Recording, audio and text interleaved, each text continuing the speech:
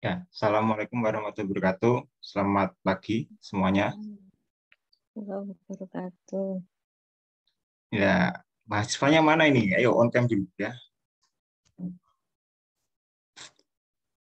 Ya, muka-muka Jumat paginya mana ini?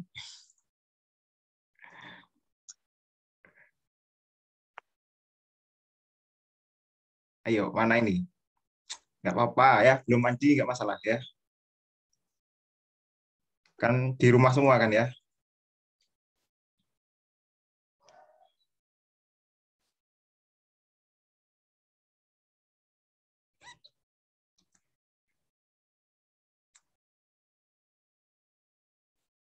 Ya, ini pertemuan terakhir kalian loh dengan saya ya untuk topik minyak atsiri ya.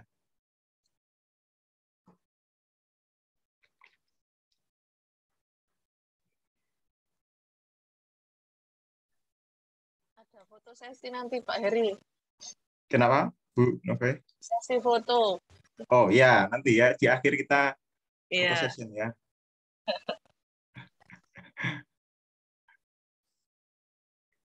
foto dengan masternya Atsiri. Master apa? Sama-sama belajar.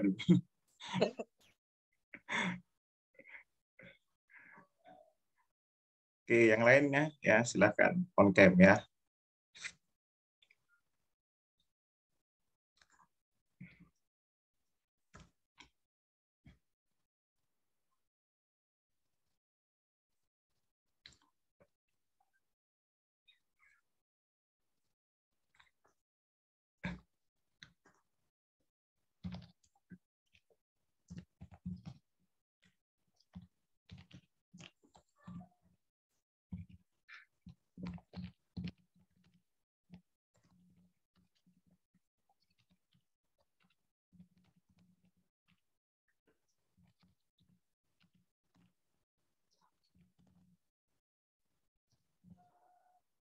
Ya, oke ya, kita mulai perkuliahan hari ini ya. Jadi hari ini pertemuan terakhir saya untuk di kelas ini ya, MPKM ini. Di mungkin topiknya agak sedikit menyimpang gitu ya, sedikit menyimpang tapi mungkin aplikatif ya, lebih applicable lah ya, yang sekarang mungkin juga cukup ya bisa dibilang masih trending topik lah ya untuk bidang atsiri ya. Jadi tidak hanya tentang istilahnya ekstraksi ya, atau kita mempelajari metode ekstraksi gitu ya. Ya, tapi mungkin nanti ini lebih applicable. Ini hanya salah satu saja, gitu ya. Aplikasi dari essential oil ya. Untuk apa kira-kira? Ya, kita akan belajar sama-sama. Ya, nanti seperti biasa, gitu ya. Ketika jalannya materi, kalian boleh langsung tanya atau mungkin tulis di kolom chat, silakan, gitu ya. Jadi mungkin ada hal yang ingin ditanyakan, silakan ya. Oke, kita sama-sama belajar ya. Saya juga masih belajar ya. Jadi banyak yang mungkin ini ya kita perlu pelajari. Oke, saya coba share screen ya untuk materi hari ini.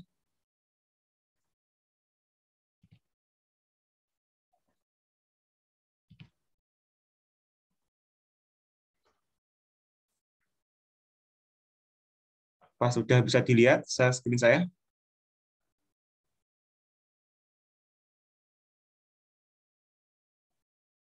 Gimana, mahasiswa? Sudah, Pak. Sudah, oke ya. Di hari ini temanya tentang ya ini ya perkembangan ya. Saya ingin mengenalkan saja ya. Jadi karena ini satu pertemuan, jadi tidak mungkin kita bahas detail ya. Saya hanya ingin memperkenalkan saja ya. Jadi eh, nanopartikel yang based on essential oil ya. Jadi nanti gitu ya, essential oil ini cukup punya peranan gitu ya. Entah dia dibuat sebagai nano emulsion atau dia sebagai istilahnya solvent atau bahkan katalis gitu ya untuk membuat atau mensintesa nanopartikel ya. Jadi ada hubungan ya antara nanopartikel ini dengan essential oil ya. Jadi hari ini topiknya tentang ini ya. Saya ingin mengenalkan. Siapa tahu ini bermanfaat untuk kalian masuk penelitian atau mungkin yang lain atau mungkin sekarang lagi musim PKM mungkin juga menarik gitu ya. Jadi kalau kalian PKM mengangkat topik-topik seperti ini rasanya cukup menarik juga gitu ya.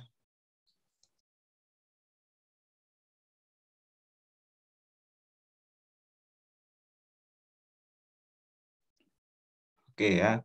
Jadi ini topik kita hari ini ya, yang akan kita pelajari.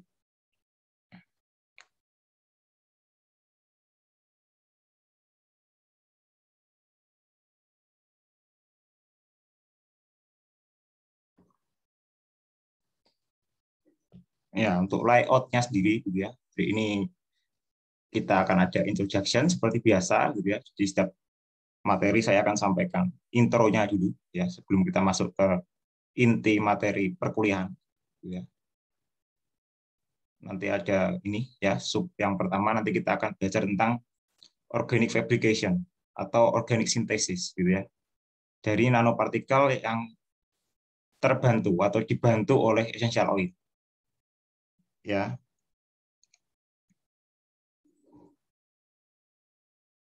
Terus selanjutnya nanti akan ada topik tentang ini ya, analika teknik ya. Jadi metode analisa apa saja sih gitu ya, yang kira-kira bisa kita gunakan untuk mengkarakterisasi suatu nanopartikel ya yang telah disintesa tadi ya dengan menggunakan bantuan minyak atsiri ya. Terus ada lagi nanti ini ya aplikasinya. Jadi apa sih aplikasinya? Jadi nanti jangan-jangan kita sulit-sulit mensintesa, capek-capek mensintesa, gitu ya, mengeluarkan biaya atau effort yang cukup besar, gitu ya. Tapi kita nggak ada gunanya, gitu ya. Kan sayang juga ya. Nah, jadi kalian harus nanti paling nggak tahu ya, belajar sedikit tentang apa sih aplikasinya, gitu ya. Hasil dari sintesa itu. Dan nanti di terakhir ada conclusion, ya. Oke, kita lanjut ya. Di introduction-nya ya. Jadi saya ingin memberikan suatu pengantar ya. Pengantarnya kira-kira seperti ini ya. Saya ingin buat ilustrasi ya. Jadi kalau kita ini misalnya tanaman ya, aromatic plants gitu ya. Jadi tanaman aromatik ya, khususnya yang menghasilkan senyawa-senyawa atau bioaktif ya, atau minyak atsiri ya. Kalau kita temukan dengan perkembangan teknologi yang ada sekarang ya di teknik kimia, salah satunya adalah nanoteknologi gitu ya. Ternyata minyak atsiri ini punya ini ya, suatu novelty gitu ya. Jadi novelty-nya apa gitu ya? Novelty-nya adalah minyak atsiri ini bisa sebagai organic solvent yang mungkin ramah lingkungan ya, less toxic gitu ya. Terus juga mendukung ya SDGs dan lain-lain gitu ya. Jadi cukup menarik ya. Jadi riset tentang ini gitu ya, pengembangan nanopartikel based on essential oil ini sedang booming istilahnya sekarang ya, cukup booming ya. Jadi ya mungkin secara publikasi masih sedikit ya karena baru booming lah istilahnya ya, 5 tahun ke belakang ini juga masih orang-orang masih mengembangkan ya, karena nanti kita akan belajar ya kenapa kok ini masih riset gitu ya, masih istilahnya masih sangat baru gitu ya. Nah, nanti kita akan lihat ya ke belakang nanti. Oke ya, jadi kalau kita ketemukan antara hasil ekstraksi kita gitu ya, atau minyak atsiri kita yang sudah diekstraksi baik itu dengan metode kemarin konvensional or non konvensional methods gitu ya, kita ketemukan dengan nanoteknologi, nanti akan dihasilkan suatu nanopartikel ya. Nanopartikel inilah yang penting nantinya ya untuk kita terapkan di berbagai aplikasi. Nah, kira-kira gambarannya nanti seperti ini ya, yang akan kita bahas ya. Jadi aromatic plants gitu ya, akan menghasilkan essential oil tentunya yang kemarin kita pelajari ya, dengan mungkin kalau kemarin adalah metode non konvensional methods ya. Contohnya adalah ultrasound and microwave acid extraction ya.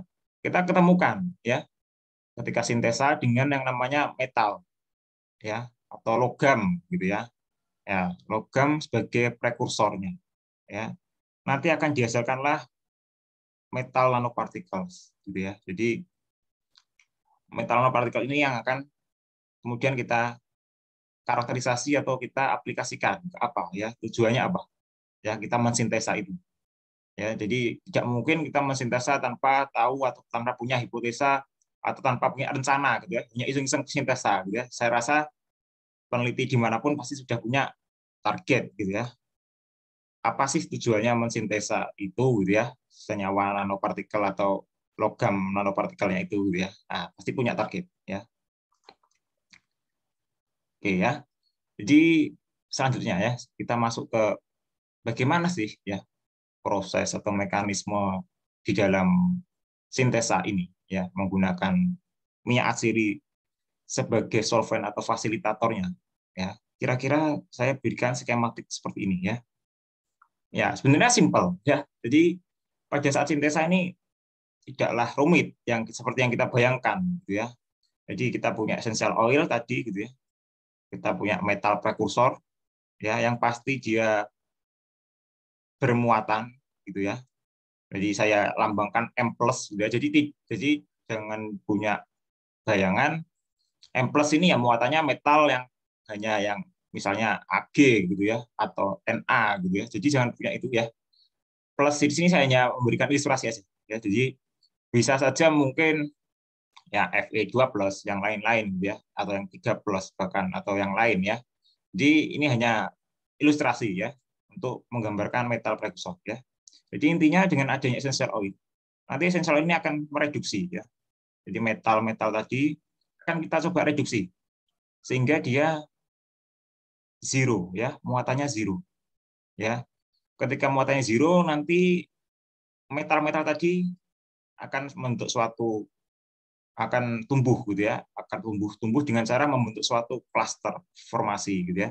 Artinya yang metal-metal hasil reduksi tadi akan kumpul atau menggumpal atau menyatu gitu ya, menjadi suatu kesatuan yang terus tumbuh ya. Ada proses growth ya di situ ya. Nah, nantinya ketika ada proses growth itu ya, akan ada yang namanya stabilisasi ya. Jadi tidak mungkin, atau kita batasi juga ya growth-nya. Kalau growth-nya makin besar nanti bukan jadi nano ya.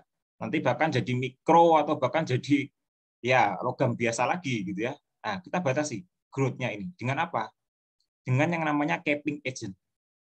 Ya. Ya, capping agent-nya ini juga atsiri berperan di sini ya. Jadi minyak atsiri nanti akan berperan sebagai capping agent-nya. Ya, jadi membatasi seberapa growth-nya ini ya dari logam yang sudah tereduksi ya. Di logam sudah tereduksi yang muatannya zero tadi gitu ya. Nanti akan berkumpul membentuk suatu klaster yang terus tumbuh gitu ya. Nah, untuk membatasi ukurannya ya, kita bisa atur ya penggunaan capping agent-nya ini apa ya. Mungkin konsentrasinya berapa, jenis capping agent-nya apa gitu ya. Itu punya pengaruh ke situ. Ya. Jadi nantinya harapan kita adalah nano. Makanya saya tadi di awal memberikan layout gitu ya. Kita akan perlu melakukan karakterisasi ya terhadap nanopartikel yang sudah kita hasilkan ya. Apakah itu nano atau tidak gitu ya. Jangan-jangan kita mensintesa bukan nano ukurannya ya. Hanya sampai mikro saja mungkin jangan-jangan. Nah, itulah pentingnya karakterisasi ya. Nanti kita belajar sedikit ya, meskipun nanti ya ini pengenalan aja gitu ya, tidak jalan. Oke. Ya, ini secara umum tadi ya. Jadi ini gitu ya. Ini kalau kita punya metal salt gitu ya, logam gitu ya, garam logam ya, terus kita berikan essential oil ya, hasil dari extraction kita dengan macam-macam metode gitu ya. Nah, nantinya tadi ya, ilustrasi yang bersama sebenarnya ya. Jadi essential oil itu kan macam-macam ya isinya. Nah, nanti dia akan kita gunakan untuk sebagai reduction ini ya. Jadi M+ menjadi nanopartikel ya. Ya, dia akan memediasi ini. Ya, jadi di tahap ini gitu ya, di tahap ini itu sifatnya masih heterogen ya tadi ya. Klaster-klaster itu heterogen sifatnya ya. Jadi ketika dia masih bertumbuh, itu kan macam-macam ya, mungkin ada yang sudah besar, ada yang masih kecil, ada yang baru tumbuh, ada yang masih seed mungkin gitu ya.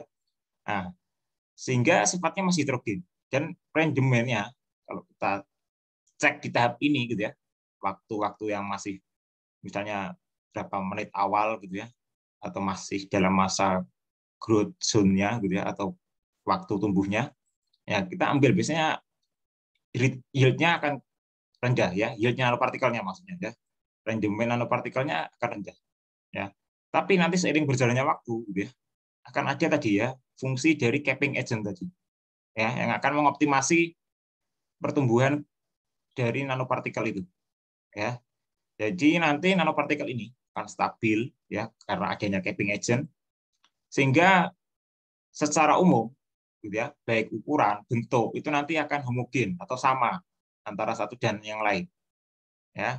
Dan di sini kalau kita sampling atau kita uji, gitu ya, atau kita karakterisasi, range-nya cukup tinggi, ya, dibandingkan dengan yang masa tumbuh tadi. Jadi waktu reaction time, gitu ya, itu juga penting di sini, ya. Jadi karena kalau kita terlalu cepat juga mungkin tadi ya masih heterogen sekali, gitu ya. Mungkin ada yang bentuknya seperti ya kita ilustrasikan seperti kotak, ada yang lonjong, gitu ya. Ada yang mungkin bentuknya nggak teratur lagi, gitu ya, ya dan lain-lain. Ya mungkin juga sudah ada yang bentuknya uh, nanopartikel, gitu ya. Ya, jadi kira-kira seperti itu. Ya, jadi kita gunakan essential oil sebagai itu, ya. Jadi kalau kita sintesa non essential oil, ya, tidak menggunakan essential oil, biasanya untuk sintesa nanopartikel ini juga macam-macam, ya, ada chemical methods and physical methods, gitu ya. Jadi macam-macam juga, ya. Tapi biasanya yang menggunakan chemical methods cenderung ini ya stepnya cenderung lebih panjang, ya, dan mungkin juga gitu ya purifikasinya lumayan sulit, gitu ya. Terus juga kadang-kadang solvent yang digunakan itu lebih toksik, gitu ya. Jadi lebih kurang safe, gitu ya. Nah, dengan kita menggunakan essential oil ini, ya kita ya ini sebagai alternatif, gitu ya, sebagai solusi alternatif untuk membuat nanopartikel, ya, tapi dengan organic compounds, ya. Jadi kita harapannya ya kita tidak membuang senyawa toksik ke lingkungan, ya. Jadi kita tidak menambahi beban, ya, beban lingkungan, gitu ya, terhadap limbah yang kita hasilkan. Ya, ini possible mekanisme, ya. Jadi ini saya contohkan mekanismenya, ya. Jadi kalau tadi di awal kita katakan, gitu ya, atau kalian bisa lihat atau saya mungkin tuliskan di sini, gitu ya. Essential oil itu kan adalah multi compounds, gitu ya, yang isinya ya macam-macam, ya, golongan senyawanya macam-macam, ya, ada mungkin keton, ada aldehid, ada fenol, gitu ya, dan yang lain, gitu ya. Jadi golongan senyawanya banyak, apalagi senyawanya, gitu ya, yang pasti lebih bervariasi lagi, ya. Apalagi kalau kita kemarin belajar tentang efek hidrolisis atau mungkin efek heating, gitu ya, ya, apalagi seperti itu, gitu ya. Jadi sehingga komponen yang ada di dalam essential itu sangat variatif, ya, dan sifatnya sulit kita kontrol, ya, karena kita bekerja dengan bahan alam, gitu ya, istilahnya. Ya, jadi paling enggak, gitu ya, ketika ini contoh aja, ya, ini hanya beberapa contoh compounds yang ada di essential oil, ya. Jadi misalnya ada limonen, gitu ya, itu ada di minyak jeruk, gitu ya. Ada karyofilen, itu ada di minyak nilam, ya, patchouli oil, gitu ya. Nah, ini hanya beberapa saja yang saya berikan, ya. Terpinen linalol ini mungkin ada di citronella oil, gitu ya. Jadi ini hanya beberapa, ya. Tapi komponen-komponen ini, ya, ternyata punya ini, ya, punya fungsi yang menarik, ya. Jadi kalau kita biasanya menggunakan tadi chemical methods untuk sintesa nanopartikel, gitu ya, kita kan biasanya hanya menggunakan satu jenis pelarut tertentu, gitu ya, misalnya pelarut X, gitu ya, atau senyawa apa, ya. Nah, tapi ketika kita menggunakan essential oil sebagai pelarut atau mediator, gitu ya, kita sebenarnya menggunakan multi compound secara langsung, gitu ya. Karena kita tidak mengambil atau menggunakan satu senyawa, ya, di sini sangat multi compound, ya. Ya, komponennya aja untuk satu minyak asiri bisa lebih dari 30 kira-kira, ya, 30 senyawa, ya. Tapi 30 senyawa ini juga punya peranan penting ketika kita gunakan untuk sintesa nanopartikel, gitu ya. Ya, jadi di dalam sintesa nanti, ya, senyawa-senyawa ini yang akan mereduksi, gitu ya, mereduksi logam yang tadi punya muatan, gitu ya, sehingga menjadi zero muatannya, ya, tereduksi, ya. Dan nantinya ketika tumbuh, ya, ini ya, stabilization-nya ini yang warna-warna hijau ini, gitu ya, hijau ini ya ininya ya bisa jadi golongan terpenoid ya. Jadi terpenoid itu nanti bisa sebagai stabilizing agent ya. Ya, untuk menstabilkan tadi ya bentuk nano tadi yang kita harapkan. Ya. Jadi makanya tadi atau kalian kalau ingin mensintesa suatu nanopartikel dengan menggunakan essential oil, ya cek dulu ya kandungan terpenoidnya berapa misalnya gitu ya. Kandungan fenolnya berapa ya. Ya, paling tidak meskipun minyak asin itu unpredictable gitu ya. Tapi kita bisa paling tidak tahu gambaran secara kasarannya berapa sih kira-kira gitu ya. Dan nanti mekanismenya kemungkinannya seperti apa gitu ya, dengan terpenoid yang banyak atau sedikit kira-kira seperti apa ya, karena jumlah persentase ini itu nanti juga cukup penting ya di dalam jalannya sintesis nanopartikel. Nah, kira-kira seperti itu ya. Ini gambaran kalau kita mensintesa aurum ya, nanopartikel ya, dari emas ya, nanogold ya, ini adalah nanogold. Jadi AU yang muatannya positif 1 ya, kalau kita belajar AuCl gitu ya, misalnya dari AuCl ya, kita bisa reduction ya, lakukan reduction dengan adanya essential oil tadi ya, sehingga dia menjadi AU0 ya. Kira-kira seperti ini schematic representation-nya saya gambarkan ya. Nah, nanti akan membentuk ini ya, pada waktu tumbuh gitu ya, yang semula mungkin hanya seperti ini 5, nanti kumpul jadi banyak lagi gitu ya. Nah, nantinya terbentuklah yang namanya cluster ya, metal atom cluster ini ya. Dan metal cluster ini kalau makin besar ya makin ini lagi ukurannya ya. Makanya kita batasi ya dengan stabilization agent-nya ya. Tadi bisa jadi golongan terpenoid ya sebagai stabilization agent-nya. Nah, jadi ini contoh untuk nanogold ya. Jadi nanogold ini cukup banyak dikembangkan gitu ya, untuk medis mungkin khususnya ya, atau untuk cantikan gitu ya. Nah, ini yang sekarang lagi ngetren juga ini ya, penggunaan nanogold. Nah, aplikasinya apa gitu ya. Nah, ini adalah beberapa ini ya, essential oil ya. Essential oil yang digunakan untuk sintesa nanogold yang coba saya review gitu ya. Jadi yang coba saya review ya ini ada beberapa ya, ada yang termasuk golongan jaya-jayaan gitu ya, Singipre ya, terus ada lagi macam-macam ya. Ya, ini fungsinya juga macam-macam ya. Ada yang tadi ya, nanogold tadi kita gunakan untuk hidrogenasi ya, para nitrofenol menjadi para aminofenol ya. Jadi sebagai katalis ya. Jadi nanogold ini bisa kita gunakan sebagai katalis.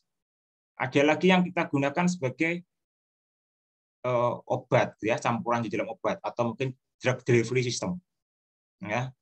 Nah, biasanya ngujinya macam-macam ya, mulai dari tingkat rendah itu adalah untuk antibakterial ya, dan nanti bisa kita uji untuk ini ya, anti lung cancer ya, jadi kanker ya. Aktivitas anti kankernya seperti apa ya, kanker payudara atau apa gitu ya. Ini ya contohnya ini ya, kalau kita menggunakan ini ya dari penelitian ini ya, yang dari golongan jajan ini bisa kita ini ya uji terhadap bakteri ya. Ini ada beberapa bakteri ya, ada bakteri gram positif, ada gram negatif ya. Jadi kita perlu bandingkan aktivitasnya gitu ya, ke gram positif itu seperti apa, ke gram negatif itu seperti apa ya. Jadi ada Bacillus subtilis, ada Staphylococcus aureus gitu ya, ada Escherichia coli dan lain-lain ya.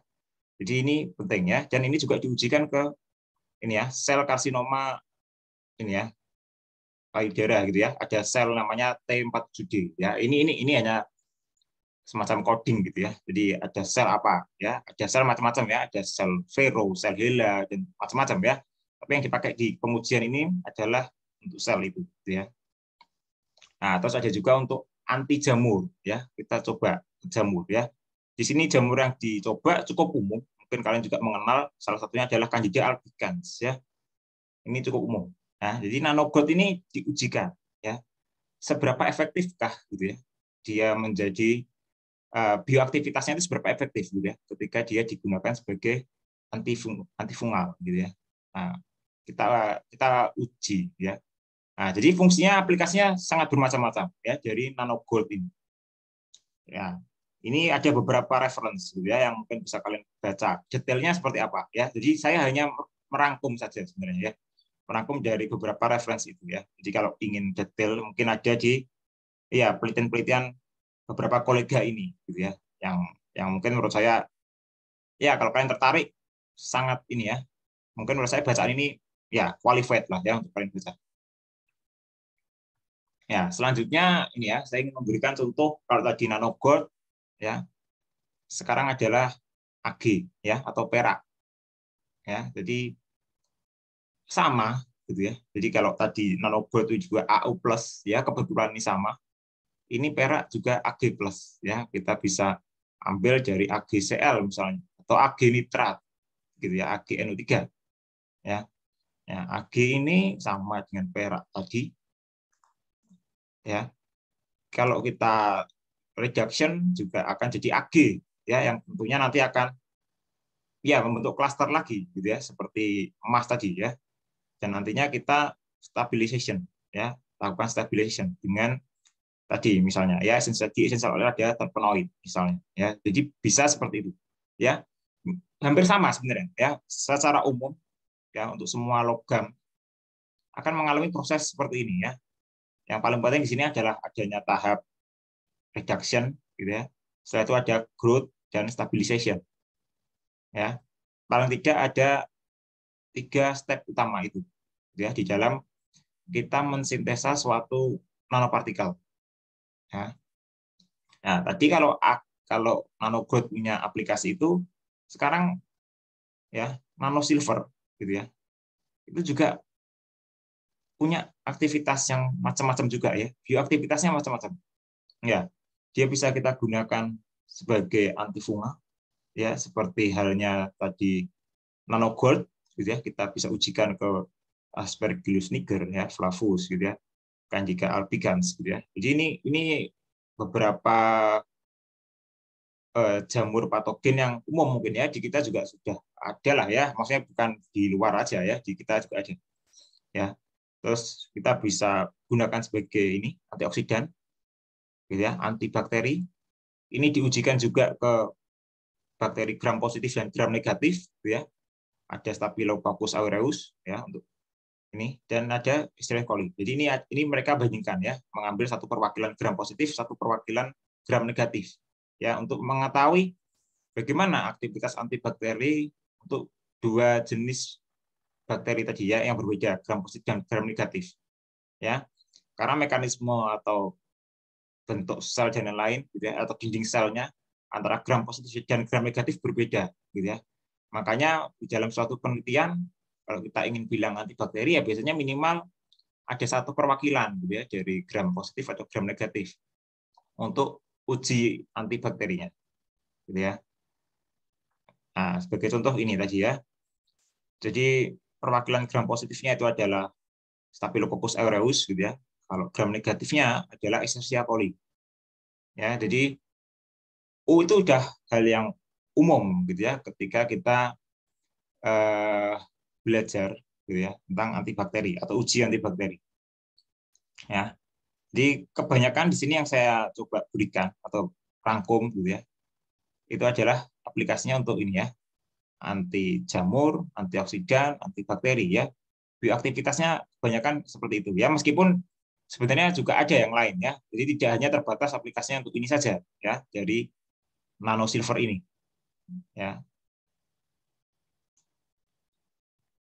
Ya, sekarang kita masuk ke sintesanya gitu ya. Nah, ini beberapa ya. Mungkin kalian sudah beberapa mengenal ini ya, metode karakterisasi atau ini ya yang dikenal ya. Ini dari semua ini sudah kenal semua UVV, STEM, SEM, XRD.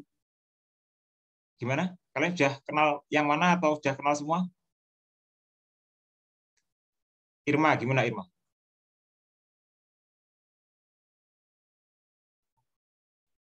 Irma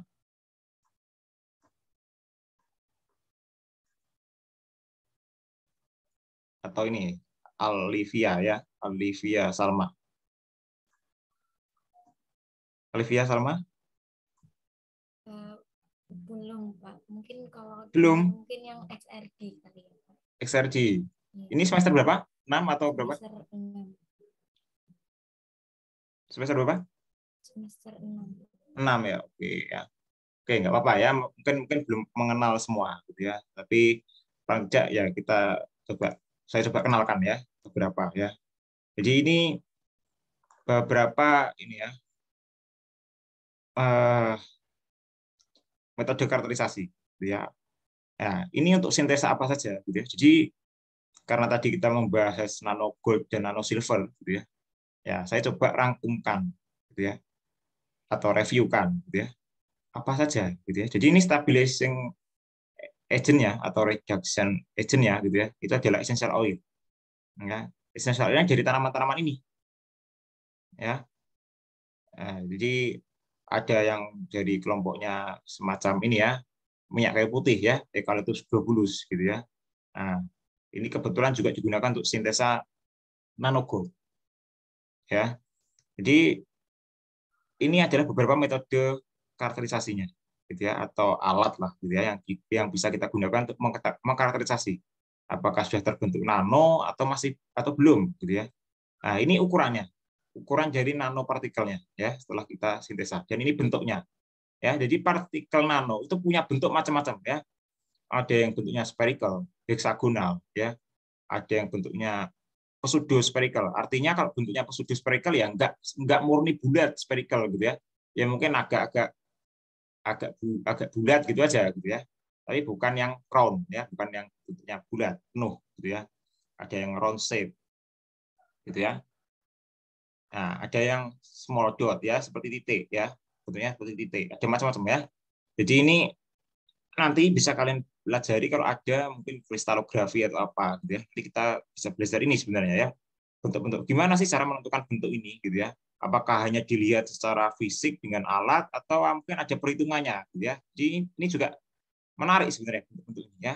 Nah, ini adalah ukuran partikelnya ya. Jadi kalau kita lihat ada ukuran 36 nano gitu ya. Untuk nano gold gitu ya. Ada yang lagi nano silver, ada yang sampai segini gitu ya. Nah, masing-masing ini ya reduction agent itu punya ini ya pengaruh terhadap ukuran size-nya ini. Ya, kalau kalian amati beda-beda ya. Sama nanogold dengan essential oil yang berbeda ya nanopartikelnya berbeda juga ya. Baik ukuran ataupun morfologinya ya, bentuknya. Ya. Jadi ada keunikannya ya. Karena tadi ya, karena kita tidak bisa sepenuhnya mengontrol essential oil itu ya, karena di dalam essential oil adalah multi compounds ya. Jadi berbeda dengan kita menggunakan chemical or physical methods ya, yang memang kita sudah tahu chemicalnya itu apa ya, kita jelas bisa nebak ya atau sudah punya ini ya gambaran.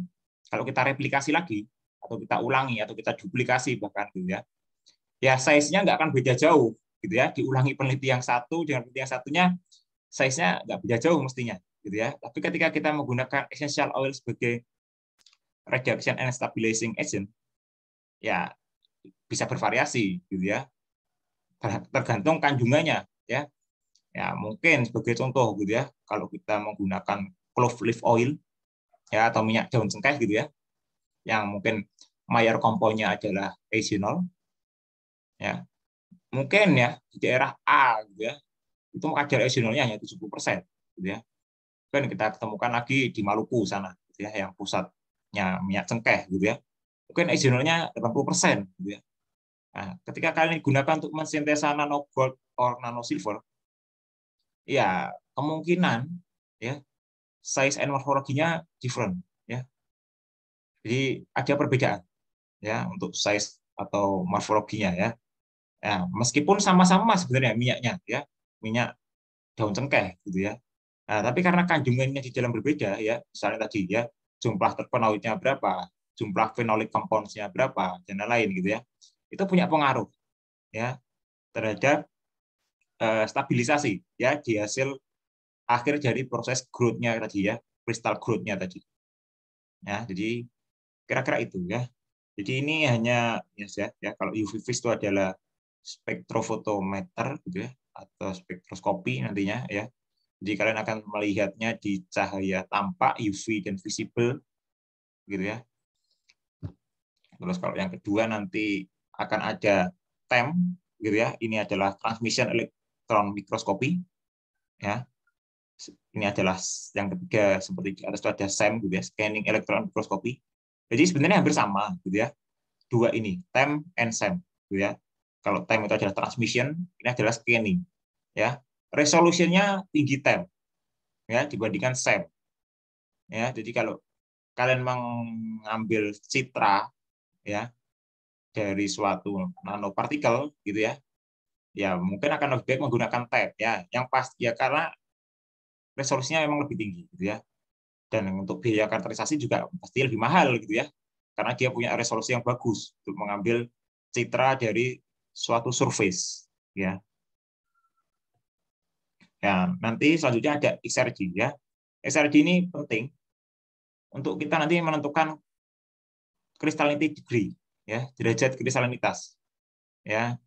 Jadi derajat kristalinitas kita bisa tentukan dari XRG, morfologi bisa kita tentukan dari XRG, ya. Ada equation tertentu yang bisa kita gunakan untuk menginterpretasikan hasil XRG ini sehingga kita bisa mengetahui morfologi, ya. Apakah dia heksagonal, spherical, gitu ya, atau yang lain bahkan bentuknya, ya. Nah, jadi hitung-hitungannya cukup menarik, gitu ya. Jadi untuk yang tertarik di bidang ini pasti menurut saya menarik hitung-hitungannya, ya.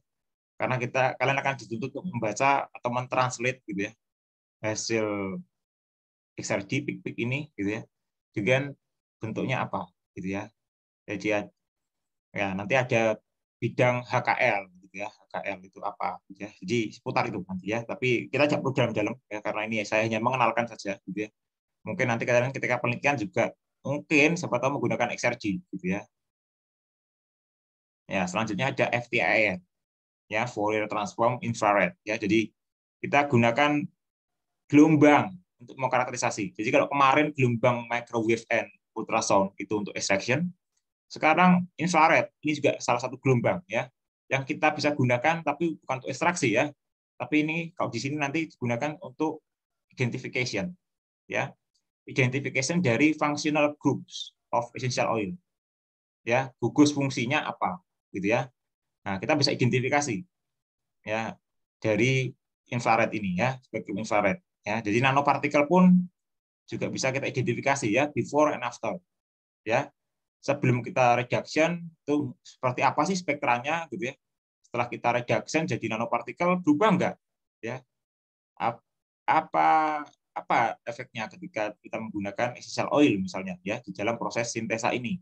Nah, jadi itu cukup menarik, gitu ya, untuk kita gunakan analisa ini, ya. Jadi kita tahu apakah ada gugus fungsi yang dari minyak asir yang ada atau mungkin berikatan dengan nanopartikelnya atau apa, ya, kita bisa identifikasi ini. Ya, yang keenam ada ini, ya, dynamic light scattering, ya. Jadi kita akan bisa analisa menggunakan ini, ya, DLS. Tapi ini saya rasa jarang kalau di Indonesia, ya, kita menganalisa dengan ini jarang, ya. Ya, kebanyakan ya mungkin SEM, XRG, FTIR atau EDX ini, ya.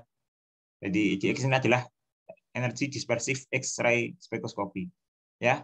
Kalau ini sifatnya adalah semacam scanning, ya. Biasanya ini gabung antara SEM and EDX, ya. Makanya namanya kajiannya kalau kalian uji pernah di laboratorium namanya SEM EDX, gitu ya, satu kesatuan. Tapi sebenarnya kalau kalian uji bisa terpisah antara SEM sendiri dengan EDX sendiri, ya. Ini sebenarnya dua alat yang berbeda, gitu ya. Tapi kadang-kadang di alat-alat tertentu di-combine, ya, ditandemkan, ya, sehingga jadilah SEM EDX, ya. Jadi kalau EDX ini, kalau tadi SEM sama TEM itu adalah morfologi surface, gitu ya. Ya. Nah, morfologi surface nanti akan dinilai, ya. Di situ ada apa aja, gitu ya. Karbonnya berapa persen, ada O-nya berapa persen, gitu ya. Ada N-nya berapa persen. Nah, itu nanti bisa jadi perkiraan kita, gitu ya, untuk tahu dalam nanogold ini harusnya, gitu ya. Misalnya kalau kita sintesa nanogold atau nanosilver, ya harusnya persentase gold and silver ini ya too high, gitu ya, atau sangat tinggi, very high, gitu ya. Jadi harusnya seperti itu ya, mungkin 90% AG atau mungkin 90% AU gitu ya. Nah, harusnya muncul itu ketika kita menganalisa menggunakan EDX ini ya. Jangan sampai ketika kita analisa menggunakan EDX nanti hanya gold atau silvernya di bawah 50% gitu ya. Ya, artinya macam-macam ya, mungkin ya belum murni ya. Kita mungkin masih banyak apanya ya, essential oil terikat di situ atau seperti apa ya. Jadi EDX ini ya secara nggak langsung cukup perlu juga sebenarnya ya. Tapi yang mungkin umum digunakan yaitu mungkin ini ya TEM, SEM atau XRD dan FTIR aja gitu ya, yang biasanya umum dilakukan orang untuk mengkarakterisasi atau untuk menentukan ini ya istilahnya nanopartikel yang sudah disintesa ya based on essential oil. Ya, kira-kira itu ya yang ya meskipun ada lagi misalnya zeta potensial ya. Kalau ini kita tentukan ya. Misalnya ya, pada pH berapa sih gitu ya? Muatan dari nanopartikel kita itu benar-benar zero gitu ya.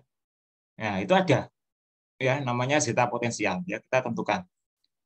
Ya, di kondisi seberapa sih muatan nanopartikel kita itu nol ya. Jadi itu ada. Ya, tiap-tiap nano gold ini atau nano silver ini beda-beda ya zeta potensialnya. Ya, kalau zeta potensial ini berhubungan aplikasinya lain ya. Biasanya kalau kita mau karakterisasi ini biasanya ada tujuan lain ya. Ada tujuan lain misalnya digunakan sebagai absorben atau apa gitu ya. Karena ini ada hubungannya ya. Ketika kita menyerap warna ya dyes or heavy metals ya yang mereka juga pasti punya muatan ya, misalnya ada pewarna ionik atau pewarna kationik gitu ya. Metal juga sama kan ya, atau polutan bahkan gitu ya. Nah, kita perlu tahu zeta potensial ya, karena kalau kita nggak tahu ininya kita pasti salah membuat treatmentnya gitu ya. Dalam arti pH-nya pasti nggak sesuai ya, sehingga daya absorpsinya atau adsorpsinya nggak maksimal gitu ya. Nah, jadi diharapkan kita bisa mendekati zero-nya gitu ya. Kapan muatannya zero itu ya dari nanopartikel kita. Nah, itu yang akan kita manfaatkan untuk mendekati atau membuat treatment ya di limbah di pengolahan limbah ya. Makanya di pengolahan limbah ada yang pH itu diatur gitu ya. Ya karena ini sebenarnya ya. Jadi kalau kita menggunakan absorben ya kita perlu atur ya sedemikian rupa sehingga pH-nya ketika akan diabsorb dengan absorben gitu ya. Ya paling tidak mendekati ya sehingga ketika ditambahkan absorben daya absorpsinya maksimal ya. Jadi ya tergantung ya, jadi semua metode karakterisasi ini tergantung aplikasi ya, kembali lagi ke aplikasi dari nanopartikel itu sendiri ya. Aplikasinya untuk apa itu penting yang perlu dipelajari ya. Jadi tidak semuanya kita perlu analisa ya, jadi tergantung kebutuhan. Oke ya, kita lanjutkan atau ada pertanyaan dulu dari sini sebelum kita lanjut? Silahkan kalau ada yang mau ditanyakan. Ada yang mau tanyakan atau kita bahas dulu? Izin bertanya, Pak. Ya, silakan. Pak, ini berarti nanti reduktornya itu berbentuk essential oil ya, Pak? Betul ya, liquid ya. Essential oil itu kan liquid ya. Jadi Iya, Pak, reduktornya adalah ya, kenapa?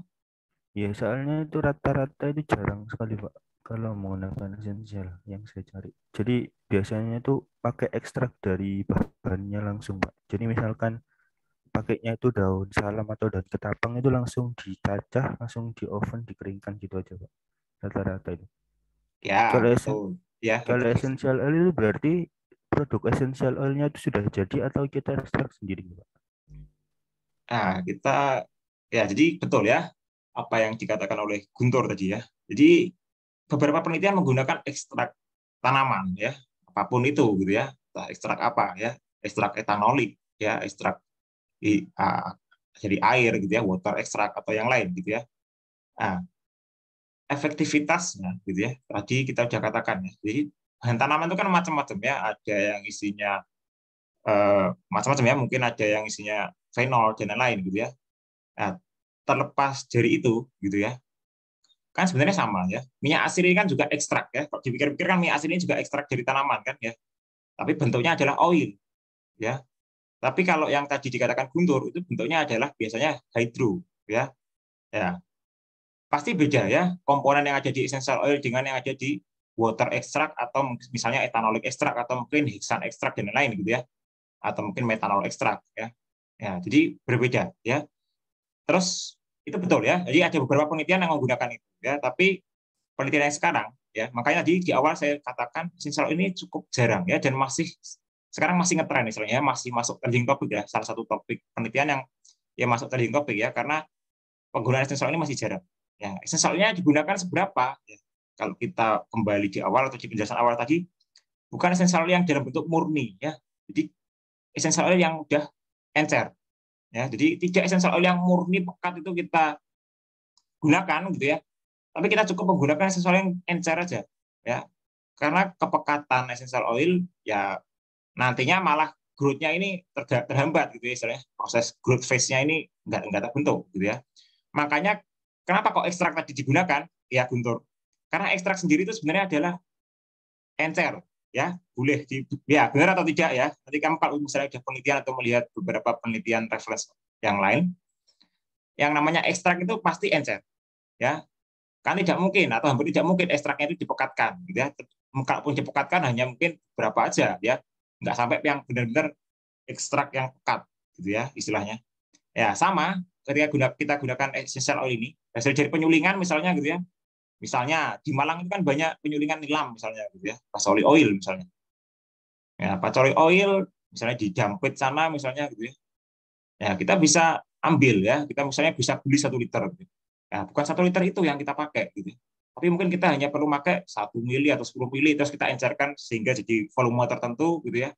Nah, itu yang kita gunakan gitu ya untuk di dalam proses sintesa ini. Ya, cukup segitu aja. Sebenarnya penggunaan esensial itu hanya sedikit banget gitu ya. Ya, bukan pure essential oil. Ya, kira-kira itu Guntur. Ada ini lagi mungkin. Iya Pak, berarti nanti cuma ngaruh di ini ya Pak, efektivitasnya nanti Pak. Ya, betul ya. Jadi efektivitasnya berpengaruh ya. Jadi kalau essential oil ini kan komponennya lebih ini ya, tidak sebanyak atau gini ya. Kalau ekstrak itu kan tergantung dari pelarut yang kalian gunakan. Betul ya? Betul atau tidak? Kalian bisa koreksi ya. Artinya gini, ketika kita mengekstrak ya misalnya tanaman X gitu ya dengan menggunakan solvennya misalnya gitu ya, katakanlah kloroform gitu ya. Ya, artinya kan kita hanya dapat komponen-komponen tertentu gitu ya, yang sifatnya ya pasti mendekati kloroform ya, karena ketika kita mengekstrak kan intinya di situ kita pakai prinsip like dissolve like gitu ya. Ya, jadi paling tidak komponen-komponen itu aja yang kita dapatkan ya. Tapi ketika kita menggunakan essential oil gitu ya, ya kita dapatkan semuanya ya, baik itu polar, non polar, semi polar gitu ya. Jadi kita dapatkan semua itu, rentang itu semua ya. Entah mana yang berpengaruh atau punya pengaruh signifikan di dalam sintesa, tapi semua itu kita pakai gitu ya. Nah, itu berbeda dengan kita menggunakan ekstrak. Kalau kita menggunakan ekstrak, water ekstrak misalnya, ya artinya hanya komponen-komponen yang soluble di water aja kan yang kalian pakai gitu ya, di dalam sintesa nanopartikel. Ya, secara logika seperti itu ya. Ya, Iya Pak, secara yang logika cuma seperti bisa itu. larut gitu. Ya, jadi hanya komponen-komponen tertentu aja ya, betul ya. Tapi berbeda dengan case-nya essential oil ini. Ya, di case essential oil ini kan kita ngekstraknya juga, misalnya kita mengekstrak menggunakan steam katakanlah ya, steam distillation. Meskipun kita menggunakan steamnya itu dari water gitu ya. Ya, kalian bisa cek ya, minyak yang kalian dapatkan itu kan juga non polar sifatnya, nggak polar kan, betul? Iya Pak, non polar Pak. Ya, betul ya. Iya, Sudah belajar tentang steam distillation? iya sudah Pak. Harus tahu ya mekanismenya. Mungkin saya nggak cerita karena waktu kita juga terbatas gitu ya. Saya minta kalian belajar gitu ya.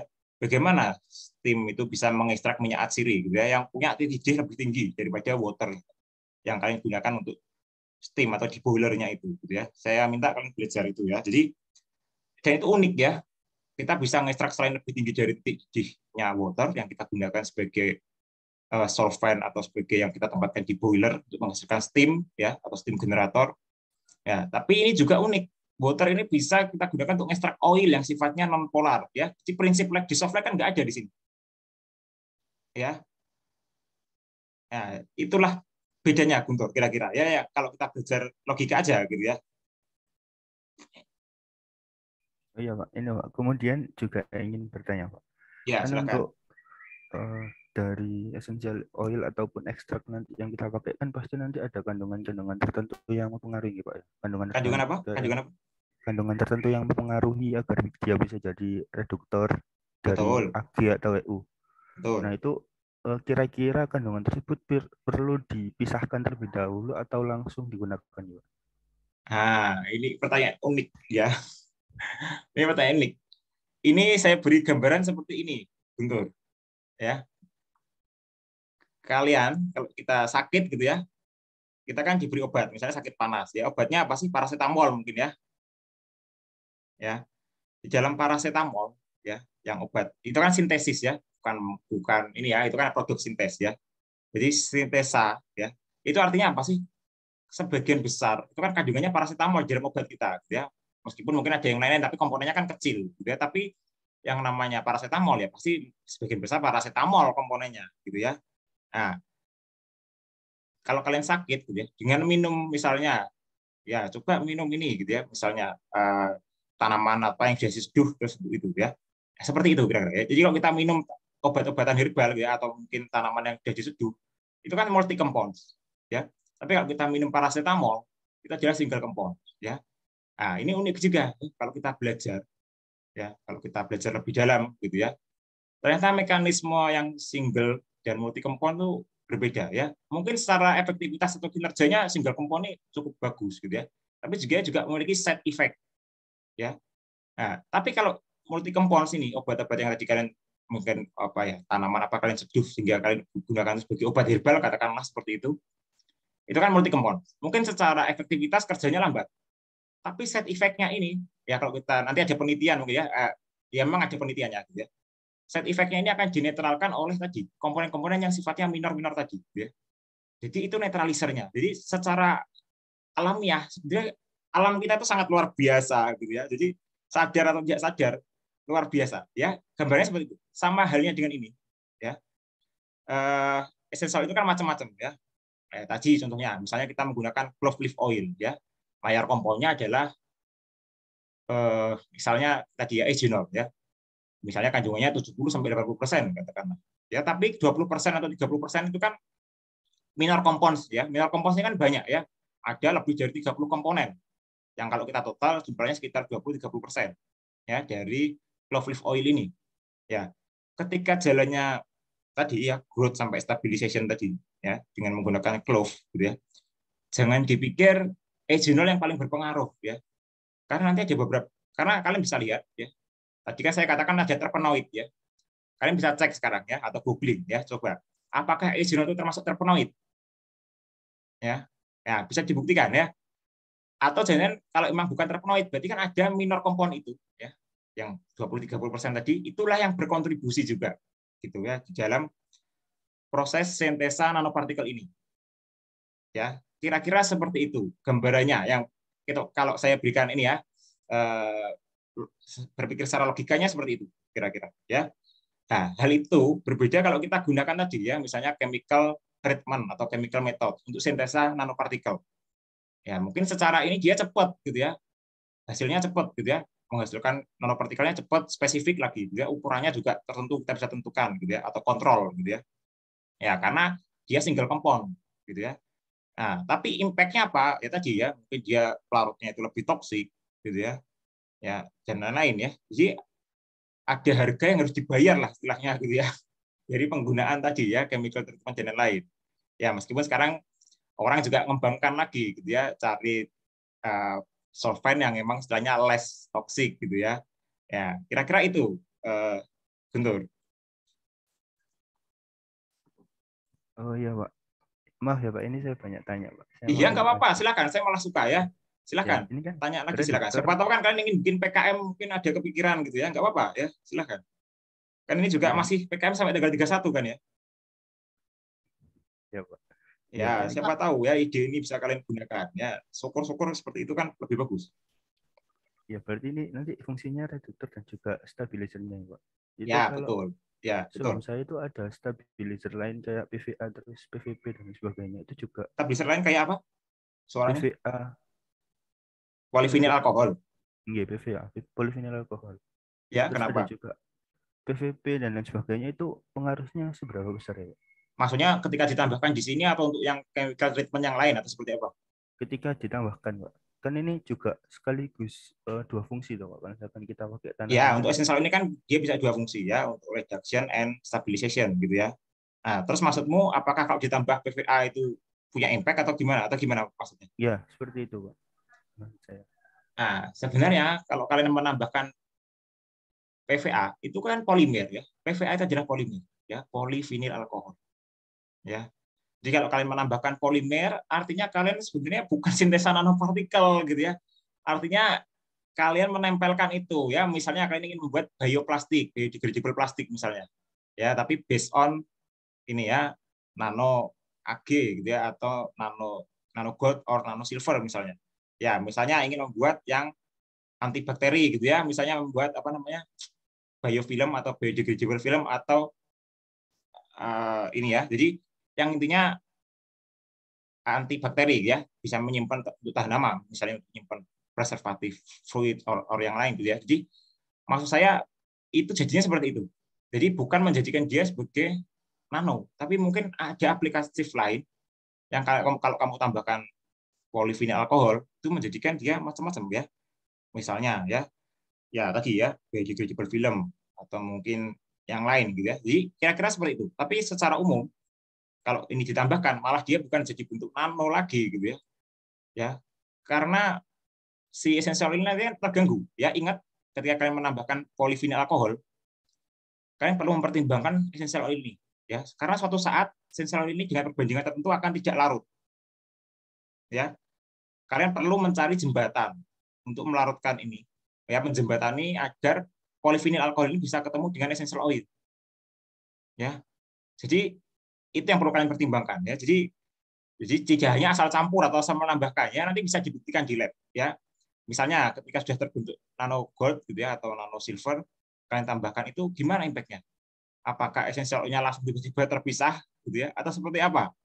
Ya, itu bisa diuji ya. Bisa kalian iseng-iseng nyoba kalau di lab misalnya ya.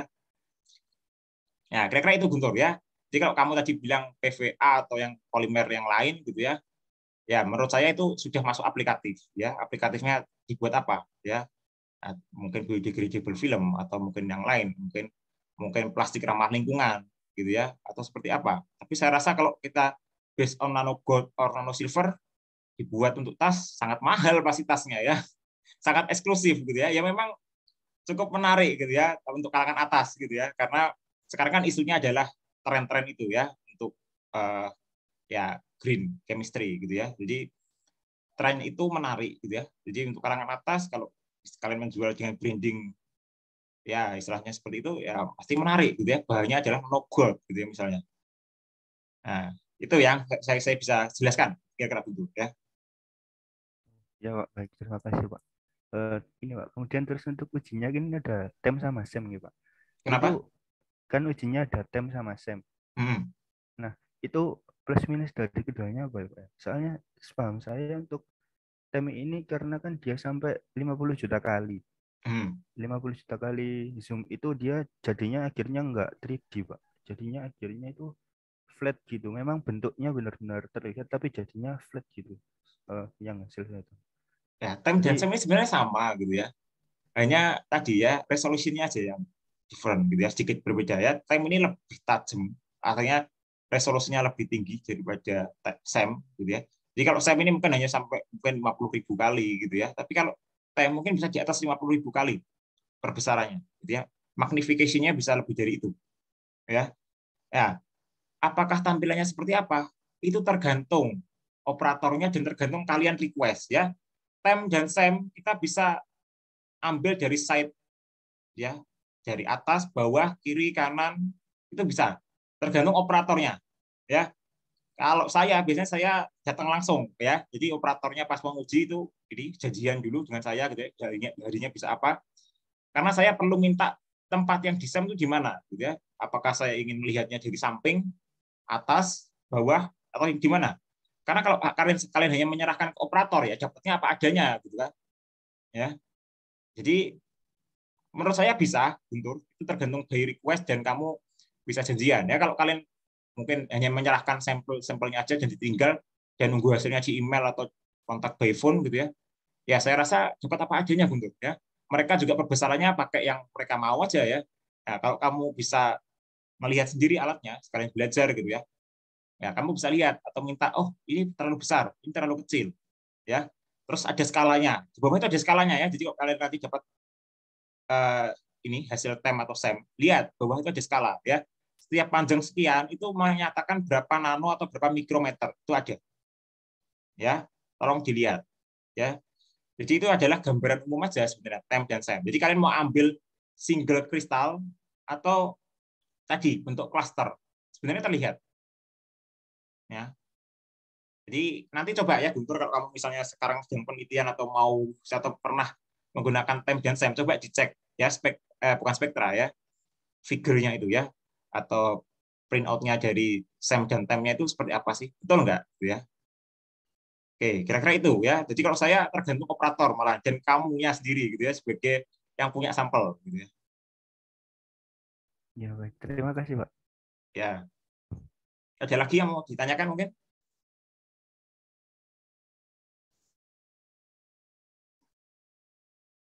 Ya, saya berharap malah ini bisa memunculkan ide untuk kalian PKM gitu ya, kalau yang mau ini ya. Oke, kita lanjut ya kalau ada pertanyaan. Jadi silakan seperti Guntur tadi ya, cukup bagus, cukup kritis pertanyaannya ya. Oke ya, ini referensi ya. Jadi tadi ya ini semuanya ini ada di referensi ini ya, sudah saya ini. Jadi nanti kalian bisa baca di sini ya. Detailnya seperti apa sih cara ngujinya, hasil karakterisasinya itu seperti apa gitu ya. Guntur ya khususnya tadi. Kalau Guntur tanya banyak tadi ya. Jadi nanti biar tahu ya cara nano gold atau nano silver itu seperti apa ya. Jadi nanti di sini lengkap sekali ya, artikel-artikel ini recommended untuk kalian ya. Saya berikan ya. Nanti kalau misalnya kesulitan mengakses ini silakan kontak saya. Saya share ya. Jadi silakan aja ya, yang tertarik membaca bisa kontak saya. Ya, tadi kita sudah singgung sedikit ya.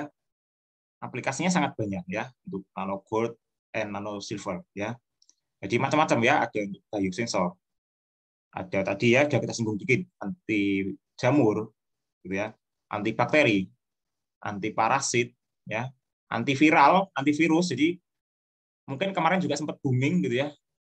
Ya untuk COVID gitu ya, kita menggunakan kayu putih gitu ya. Ya, minyak kayu putih ya. Sekarang juga masih dipelajari ya di Dewan Atsiri Indonesia, kita masih belajar ya. Ada enggak korelasi hubungan ya dari kajuput oil ini gitu ya untuk sebagai ini ya treatment untuk COVID ya. Jadi kita masih belajar ya. Ada saja lagi untuk drug delivery system. Kalau drug delivery system ini kita masukkan ya sistem penghantaran obat. Di kapan obat itu rilis? Kita akan mengatur ya. Jadi kalau kita minum obat sekarang itu obat yang konvensional gitu ya.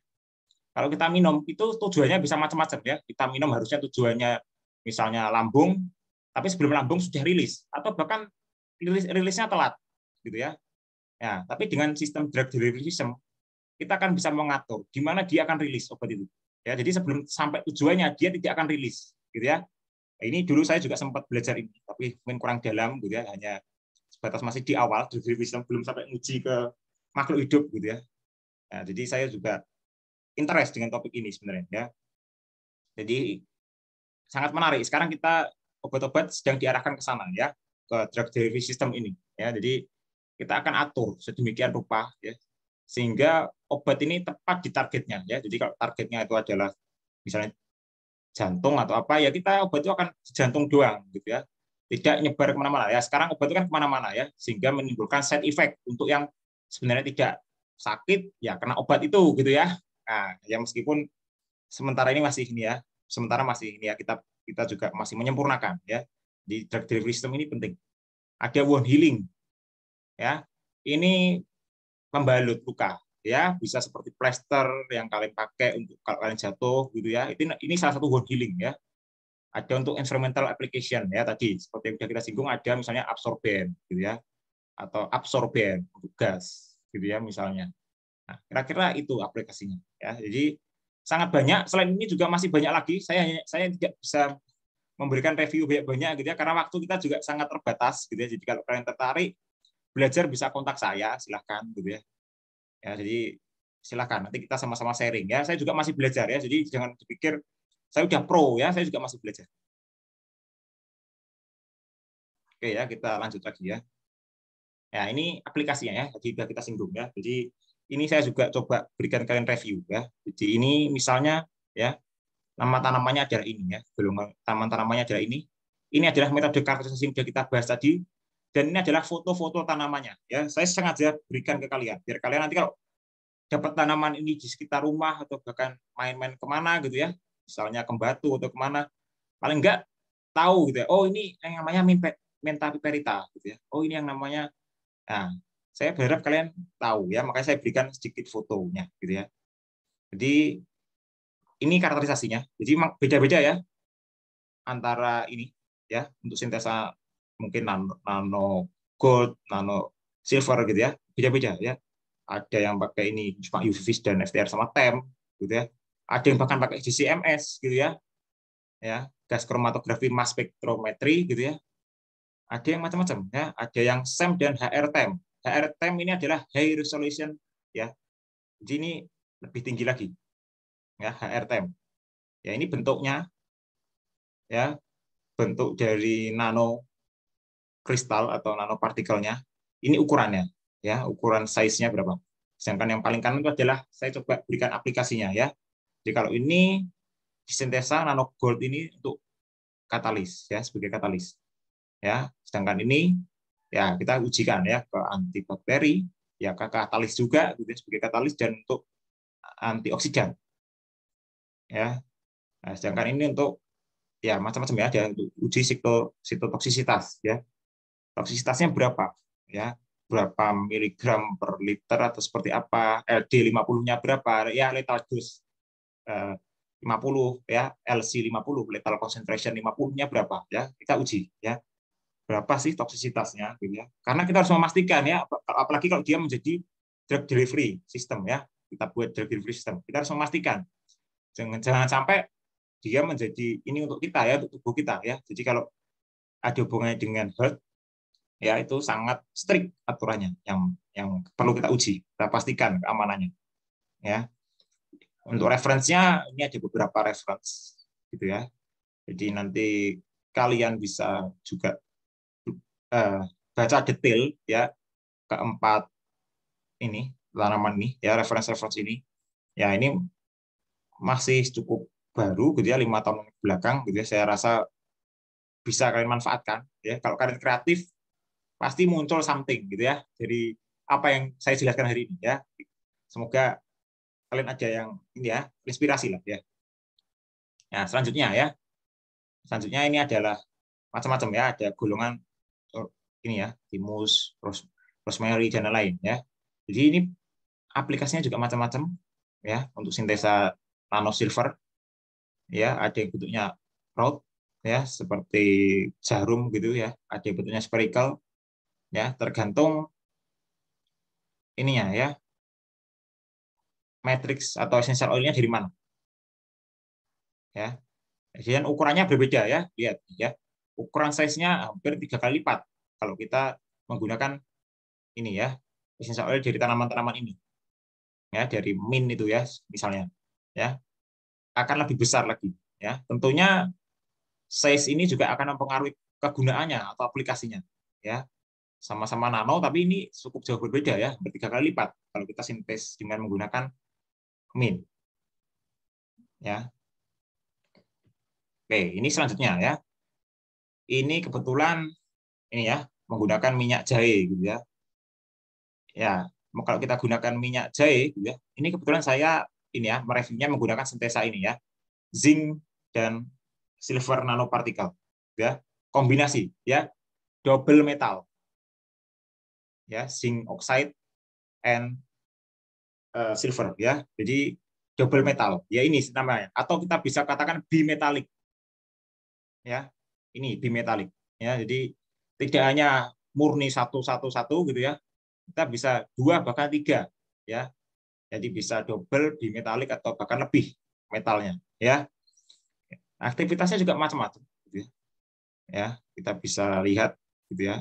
Ini mendekati 23 nanometer ya, sekitar maksudnya ya, sekitar 23 nanometer size-nya, nanopartikelnya gitu ya. Nah, kalau kita menggunakan minyak ini ya, minyak gaharu atau dan minyak nilam, kita bisa gunakan juga ya untuk sintesa nano silver ya. Ini kita bisa gunakan ya. Ini untuk diujikan ke larva ya. Jadi ini untuk seperti ini ya, pertanian ya, di industri pertanian ya, untuk penyemprotan, untuk insektisida ya, lebih tepatnya. Ya, jadi kita semprotkan ke mana gitu ya, ke daun atau buah gitu ya. Nah, dengan produk dari ini ya, nanopartikel ini ya. Jadi sintesanya menggunakan minyak ini ya, minyak gaharu dan minyak nilam. Ya, kita bisa dapatkan sekitar ini. Ya, jadi untuk minyak gaharu dan nilam beda ya nanti. Ini hanya rentang. Ini hanya rentang kalau kita sintesa itu rentangnya sekian ya. Kalau kita gunakan minyak gaharu dan minyak nilam rentangnya sekian ya. Mungkin aja gitu ya. Minyak gaharu lebih kecil daripada minyak nilam nantinya. Ukuran size nanopartikelnya gitu ya. Nah, nanti kalian bisa baca sendiri ya. Jadi ini beberapa yang cukup menarik gitu ya. Ada untuk ini ya, yang larva ini bisa kalian baca di sini ya. Gaal ya.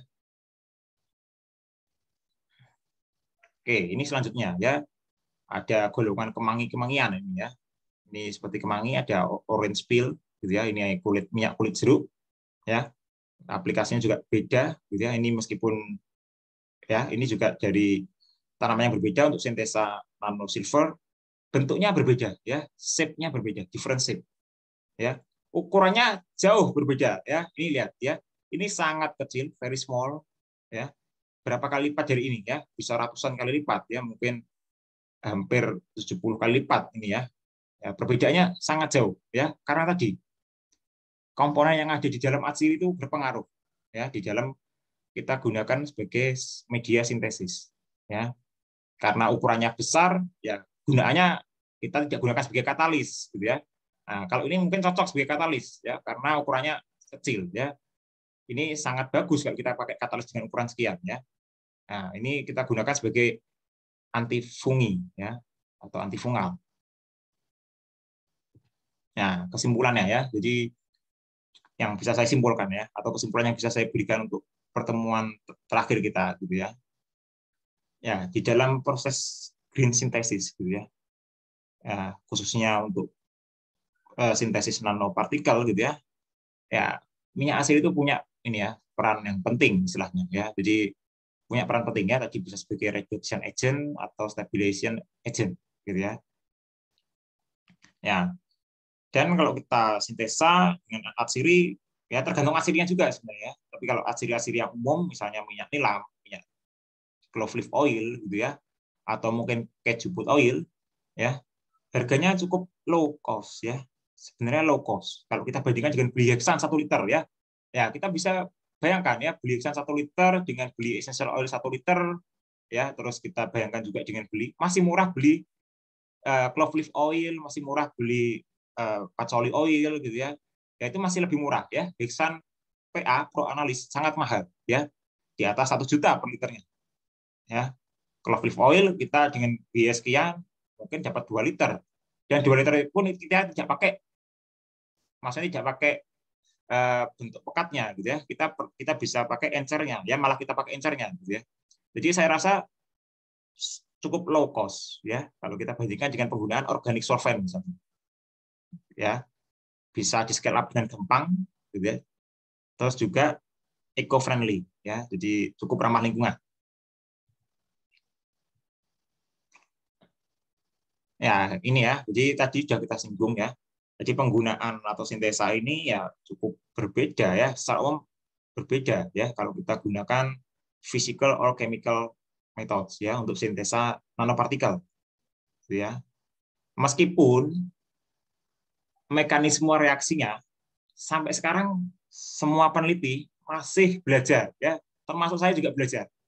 Mekanisme reaksinya gimana sih dia bisa membuat itu gitu ya. Jadi yang tadi saya ceritakan kita masih umum aja gitu ya. Tapi kita sekarang masih ngejar mekanisme reaksi ya, mekanisme reactionnya. Itu yang paling penting ya. Ada plausible mechanism reaction ya. Kemungkinannya seperti apa sih mekanisme reaksinya? apa yang ketemu apa, ini ketemu apa, gitu ya, hasilnya seperti apa, itu kita masih belajar ya. Saya pun sendiri juga masih belajar ini ya, mekanisme reaksi ini ya. Dan ini nanti kalau bisa kita modelkan ya, genetika dan lain-lain, itu sangat menarik gitu ya.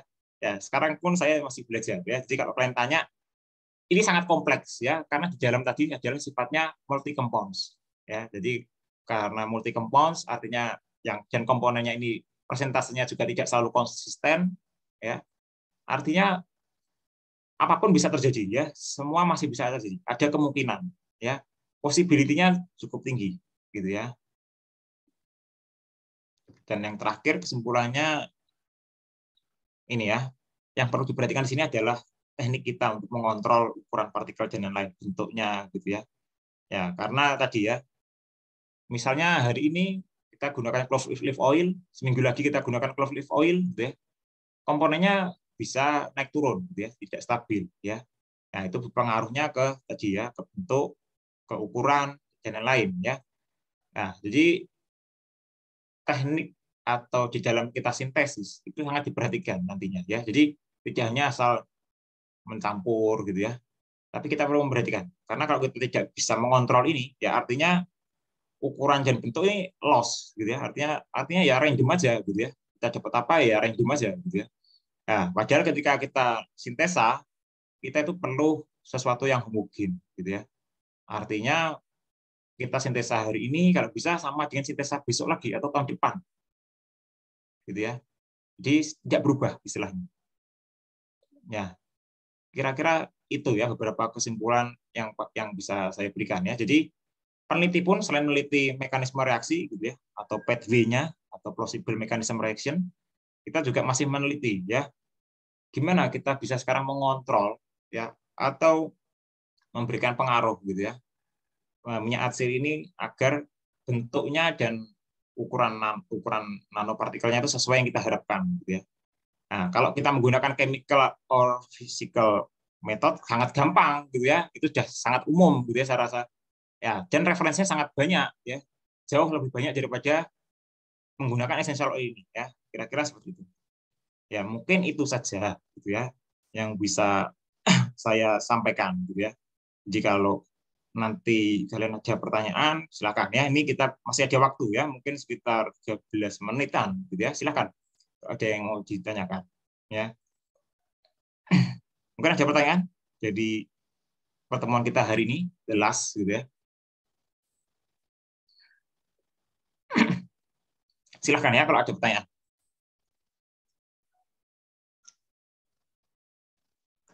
Izin bertanya, Pak. Ya silahkan butuh. Itu tadi kan untuk aplikasinya ada banyak, Pak ya, ada kayak antifungal, terus ada katalis dan lain sebagainya. Nah, itu kalau boleh tahu katalisnya itu biasa buat katalis apa, Pak? Nah, Katalis, wah ini tadi kelihatannya kamu nggak menyimak ini kelihatannya. Katalis itu macam-macam ya. Kita bisa gunakan untuk katalis pembuatan biodiesel contohnya gitu ya. Kita juga bisa gunakan katalis misalnya untuk hidrogenasi ya. Tadi misalnya saya berikan contoh mengubah para nitrofenol menjadi para aminofenol misalnya untuk sintesa para aminofenol dari raw-nya itu adalah para nitrofenol gitu ya. Itu contohnya ya, katalisnya sangat banyak ya. Katalis itu kan bisa untuk katalis cracking, katalis sintesa biodiesel misalnya gitu ya. Sintesa tadi para aminofenol untuk reaksi hidrogenasi ya, itu contohnya ya. Kira-kira itu. Berarti misal kita dalam riset itu bikinnya untuk aplikasi katalis, itu kita juga harus membuktikan ke produknya ya, Pak? Oh iya, kan kalau misalnya tadi kamu sintesa para aminofenol ya dari para nitrofenol, kamu udah buat ya, kamu udah karakterisasi nanopartikelnya, ternyata benar nanonya itu ukurannya sekian, bentuknya apa, atau mungkin ada gugus apa lagi dan lain-lain ya, mungkin kamu udah karakterisasi, oh sekarang ini udah nano, yakin nano gitu ya. Nah sekarang kamu ingin aplikasikan itu misalnya untuk hidrogenasi gitu ya, pembuatan para aminofenol dari para nitrofenol misalnya gitu ya. Nah, awalnya kan para nitrofenol itu kadarnya mungkin 100% gitu ya, misalnya ya. Setelah kamu reaksikan sedemikian rupa hidrogenasi gitu ya dengan macam-macam variabel gitu ya. Misalnya reaction time ya, catalyst concentration misalnya gitu ya, atau apa tergantung ininya gitu ya, treatment kamu saya mungkin nanti seperti apa di lab misalnya gitu ya. Kamu kan harus memastikan apakah para aminofenol ini terbentuk atau tidak gitu ya. Kalau terbentuk range-nya berapa persen dalam waktu sekian menit misalnya gitu ya. Kamu bandingkan dengan penggunaan katalis lain atau bahkan tanpa katalis sebagai kontrol. Ya. Kalau misalnya tanpa katalis sebagai kontrol itu sangat jauh dengan penggunaan misalnya nano gold or nano silver gitu ya. Ya berarti artinya ada efeknya penggunaan nano gitu ya. Terus kamu juga bandingkan penggunaan silver atau gold yang bukan bentuk nano, bentuk awalnya dia gitu ya. Kalau memang berbeda sangat jauh, artinya bentuk nano punya pengaruh yang sangat besar di dalam proses katalisis. Nah, kira-kira itu caranya membuktikan seperti itu.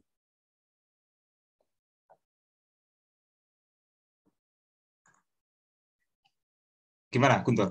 Masih ada yang dibingungkan nggak kira-kira? Iya Pak, sudah paham. Cuman berarti stepnya juga lebih panjang ya Pak. Oh, kalau kamu mulai penelitian membuat nanopartikel sampai aplikatif sangat panjang. Saya yakinkan sangat panjang. Ya, karena kamu step pertama harus memastikan dulu ya, yang kamu sintesis itu bentuknya udah nano atau belum, gitu ya. Dan itu nggak gampang, gitu ya. Nggak langsung tiba-tiba berhasil ya, belum tentu juga, gitu ya. Jadi kalau nggak berhasil kita perlu evaluasi ya prosesnya, ya baik variabel ataupun yang lain kita perlu evaluasi alatnya bahkan, gitu ya. Ini kira-kira sudah cocok atau pas enggak gitu ya. Nah, kira-kira itu yang perlu kamu evaluasi dulu ya. Iya Pak, baik Pak. Terima kasih. Ya, jadi kalau kamu ingin penelitian itu dan digunakan di PKM, rasanya memang panjang ya. Tapi kalau untuk PKM, saya sarankan nggak usah dipelajari seperti kalian skripsi gitu ya, atau penelitian tugas akhir gitu ya. Ya, mungkin cukup banyak ngambil satu parameter yang bagus ya. Mungkin referensi, karena dia ada banyak referensi tuh misalnya dari saya gitu ya, yang saya berikan itu ya.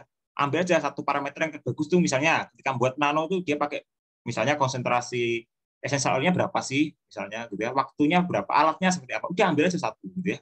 Terus untuk aplikatifnya kamu bisa variasi misalnya apa ya, jadi nggak usah yang detail yang terlalu banyak parameter juga gitu ya. Jadi karena apalagi untuk PKM ya, kalian kan keterbatasan waktunya cukup ini ya, mepet kan.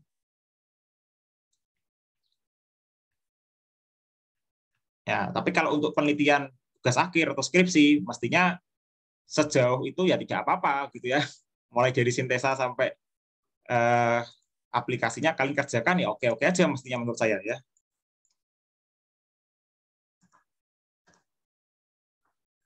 Oke, ada lagi yang mau ditanyakan, Guntur? Atau yang lain mungkin silahkan.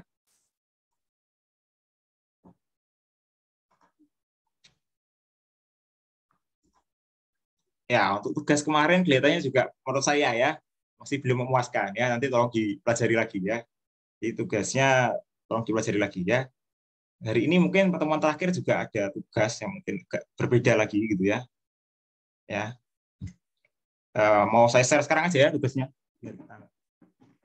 Nanti kata Bu Nove tinggal foto session katanya.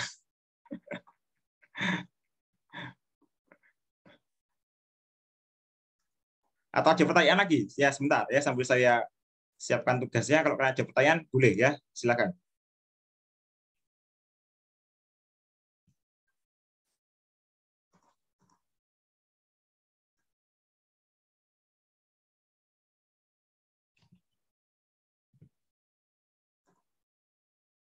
Ada yang mau ditanyakan?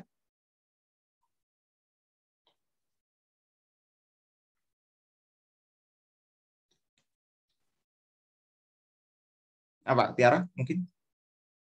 Ya Pak, saya izin bertanya Pak. Silakan. Yang sebelumnya sudah dijelaskan tapi saya tidak mendengar. Jadi Gimana? dari banyaknya metode itu ada 9 ya Pak. Nah, ada 8. Nah itu apakah ada parameter khusus ya Pak, harus pakai yang mana? Karena nanti misalnya buat skripsi harus tahu kan metodenya apa. Nah itu ada parameternya atau semuanya tuh bisa dipakai tapi punya kelebihan dan keunggulannya masing-masing. Metode karakterisasi tadi ya, Tiara? Iya Pak, metode yang digunakan untuk karakterisasi nanopartikel tadi itu Pak. Oke ya. Ya, tadi mungkin ini ya, saya coba share screen lagi ulang ya. Untuk yang tadi.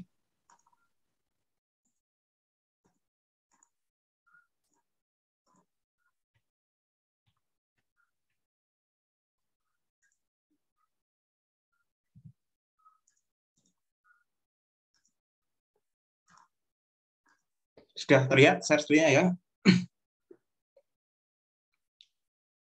Ya, ini ya, kira-kira tadi yang ditanyakan Tiara kan ini ya, ada time ini ya, Tiara ya, Betul, Pak. ada zeta potensial dan lain-lain ya. Ya, kalau Tiara lihat, gitu ya, di sini kan ada yang memang saya beri centang, ada yang enggak, gitu ya. Ya, dari hasil review, gitu kan. Nah, ini menurut penelitiannya ini ya, yang saya review, gitu ya. Ini bukan penelitian saya ya. Jadi semua yang ada di sini, ya, yang ada di tampilan kalian sekarang, itu bukan penelitian saya ya, ini penelitian orang lain yang memang saya reviewkan untuk kalian, gitu ya. Jadi kalau kalian lihat di sini yang dari beberapa penelitian ini gitu ya, yang memang perlu yaitu ini ya, UVV sama TEM.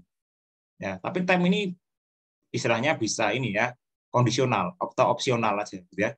Kalau misalnya kalian sulit bisa pakai SEM ya. Di Indonesia jumlah TEM itu nggak banyak. Ya. Hanya di beberapa tempat. Tapi kalau SEM itu banyak ya. Ya, di UB mestinya ada SEM ya, atau di UM ya, biasanya ada UM ya, di lab terpadu UM ya, atau kalau di Surabaya di ITS ada metalurgi, teknik mesin gitu ya, itu ada UPN ya. juga Jadi ada Pak Sam. iya, apalagi di sana ya. Ya, tapi untuk TEM itu kita di Indonesia rasanya nggak banyak jumlahnya ya. Jadi saya rasa nggak perlu kita maksakan seperti ini ya, mengikuti penelitian ini ya. Kalau kalian punya anggapan yang saya centang semuanya ini adalah kewajiban, TEM ini wajib untuk digunakan sebagai metode karakterisasi ya, ya jangan seperti itu gitu ya. Ya, kita bisa substitute dengan SEM ya, meskipun secara resolusi kurang bagus, dan mungkin kalau untuk partikel yang ukurannya sangat kecil tadi misalnya 2 nanometer ya harusnya sih pakai TEM ya harusnya. Nah, untuk partikel yang ukurannya lebih besar misalnya di atas 100 nanometer mungkin pakai SEM masih oke gitu ya, tapi partikel yang lebih kecil atau fine particle gitu ya, ya harusnya pakai STEM gitu ya. Kalau partikelnya masih ukurannya besar, nanonya di atas 100 misalnya, pakai SEM nggak apa-apa ya. Tapi karena kita kan nggak tahu ya ketika kita mau uji entah itu partikelnya ukuran berapa, kan kita tahunya bentuknya mungkin hanya serbuk gitu ya. Ya mungkin SEM aja cukup gitu ya untuk sebagai awal gitu ya. Nanti dari SEM kan kalian tahu, punya gambaran. Oh, ternyata saya SEM dengan perbesaran maksimalnya SEM ini, ternyata saya masih belum melihat ukuran satu partikelnya itu berapa diameter atau jari-jarinya. Gitu ya. Nah, kalau kalian punya seperti itu ya, mungkin solusinya selanjutnya kita baru mikirkan TEM gitu ya. Tapi kalau selama kalian masih bisa mengukur atau punya bayangan atau masih bisa ini ya, punya ukuran ternyata dengan SEM itu masih cukup di perbesaran misalnya sampai 50.000 kali masih cukup gitu ya. Kita masih bisa menentukan berapa diameter atau jari-jarinya ya dari kristal kita atau nanopartikel kita gitu ya. Ya saya rasa cukup. Itu yang pertama ya. Jadi SEM mungkin lebih ini secara cost juga lebih murah bagi kalian mahasiswa gitu ya. Apalagi kalau misalnya Bapak Ibu dosen pengampunya tidak dapat hibah ya, saya rasa kalau kalian harus mengeluarkan uang pribadi, SEM ini lebih friendly lah secara cost gitu ya. ya itu ya. Terus yang paling penting lagi apa gitu ya. Kalau UV vis gitu ya. Ini kita akan ngecek ini ya, lambda max, panjang gelombang maksimumnya. Ya, jadi kalian kalau pakai UV, kalian scanning dulu. Ya. AG misalnya, nano gold or nano silver gitu ya. Itu scanning dulu ya. Sebelum kalian gunakan, kalian scanning dulu ya. Berapa sih panjang gelombang lambda max-nya gitu ya. Ya, setelah dapat panjang gelombang lambda max-nya, kalian bisa ukur ya. Kira-kira intensitasnya itu berapa? Ya, makin tinggi intensitas artinya konsentrasinya makin tinggi. Ya, ada linearitas ya. Kalau kalian belajar hukum Lambert-Beer ya tentang UV vis, ya kan tahu ya, absorbansi sama dengan epsilon kali beta kali C gitu ya. Nah, kalian bisa coba cek ya, artinya antara absorbansi dengan concentration yaitu linear gitu ya. Nah, jadi UV vis ini juga sifatnya boleh kalian lakukan, boleh enggak ya. Makanya tadi di beberapa ini ini kan ada UV vis gitu ya, tapi ada beberapa yang enggak pakai UV vis ya. Karena ini kebetulan aja ya, kebetulan aja UV vis semua ya, tapi sebenarnya UV vis ini tidak wajib juga gitu ya. Malah mungkin ini bisa kita substitute di XRG ya. Karena UV vis ini kita tidak mendapatkan informasi apapun ya, hanya mengetahui kadar atau persentase atau mungkin satuan konsentrasi yang lain ppm atau apa gitu ya. Nah, mungkin yang lebih penting adalah ini ya, kalau SEM ini tadi adalah morfologi permukaan, SEM atau TEM gitu ya. itu adalah morfologi permukaan. Kalau XRD nanti akan menentukan ini, kristalinitasnya ini. Ya. Jadi ada cristalinity degree. Ya. Jadi kalau kristalinitasnya, derajat kristalinitasnya makin tinggi, gitu ya, kalian hitung menggunakan Scherer equation atau formula Scherer, gitu ya. Nanti saya share. Nanti kalau kalian perlu saya share, ya. Ngitungnya equation-nya menggunakan apa sih, gitu ya. Nanti saya share. Ya, jadi itu nanti bisa menentukan cristalinity degree-nya, gitu ya. Semakin tinggi makin bagus. Ya, nilainya makin mendekati 100% makin bagus, gitu ya. Makin rendah artinya makin amorph atau non kristalin. Ya, kita berharap nanopartikel kalian itu kristalin sebenarnya. Ya, kita berharap seperti itu. Ya, jadi kalau saya mungkin yang paling penting adalah 2 itu aja. Kalau misalnya dihadapkan pada 8 pilihan ini, gitu ya, yang paling penting mungkin hanya TEM, SEM, ya, TEM or SEM, gitu ya, atau XRD, udah. Yang paling penting itu, gitu ya. Dan mungkin kalau mungkin diminta menambah 1, gitu ya, misalnya, ya, saya mungkin akan pilih FTIR, ya, Fourier Transform Infrared. Ya, Fourier Transform Infrared ini low cost dibandingkan yang uji yang lain, ya, dibandingkan dengan dynamic light scattering misalnya, atau bahkan zeta potensial, atau bahkan IDX, gitu ya. Lebih low cost dan kalian dapat informasi gugus apa saja yang ada di situ. Ya, jadi kalau saya mungkin prioritas 3, kalau diminta 3 prioritas, gitu ya, ya bisa TEM or SEM, XRD, and FTIR. Ya, kira-kira itu, Tiara. Kalau saya, ya, untuk penelitian kalian cukup 3 saja sebenarnya, ya. Oh iya Pak, baik. Jadi bukan salah satu ya Pak, tapi bisa digabung juga dengan metode lainnya ya Pak? Jadi kalau kalian karakterisasi, usahakan jangan 1, ya. Minimal 2 sudah minimal, Tiara, ya. Jadi usahakan jangan 1. Karena kalau 1 kita tidak punya interpretasi lebih terhadap hasil kalian. Ya. Minimal 2. Artinya gini, kalau kamu hanya mengkarakterisasi menggunakan TEM or SEM, gitu ya, kita hanya tahu mungkin bentuknya seperti apa, morfologi permukaannya seperti apa, hanya tahu itu doang, ya. Tapi kita tidak tahu apakah itu amorf, kristalin, atau seperti apa, ya. Kita kan nggak tahu, ya. SEM itu kan kamu nggak bisa meraba apa-apa, ya, kayak, ya, sama kayak kalian foto HP, gitu ya. Foto HP-nya beda-beda, gitu ya, ada yang merek A, B, C, gitu ya. Kalian foto jebret satu view tertentu, gitu ya.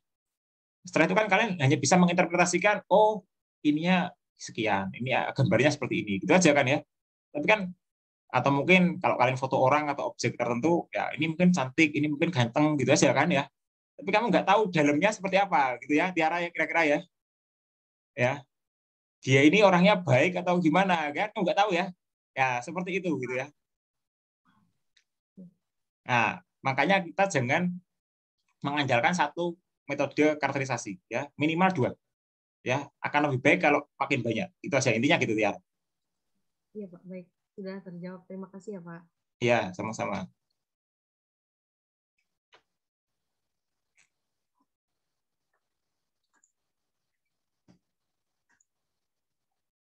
Oke, ada lagi pertanyaan? Kalau nggak apa-apa. Ini saya share tugas terakhir kalian, ya, ketemu saya. Ya, jangan kapok dengan tugas saya, gitu ya.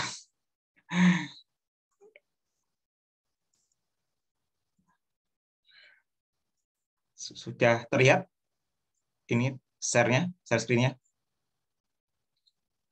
Sudah Pak. Sudah, ya. Oke, ya, tugasnya untuk hari ini, ya, tugas untuk pertemuan terakhir kita, gitu ya.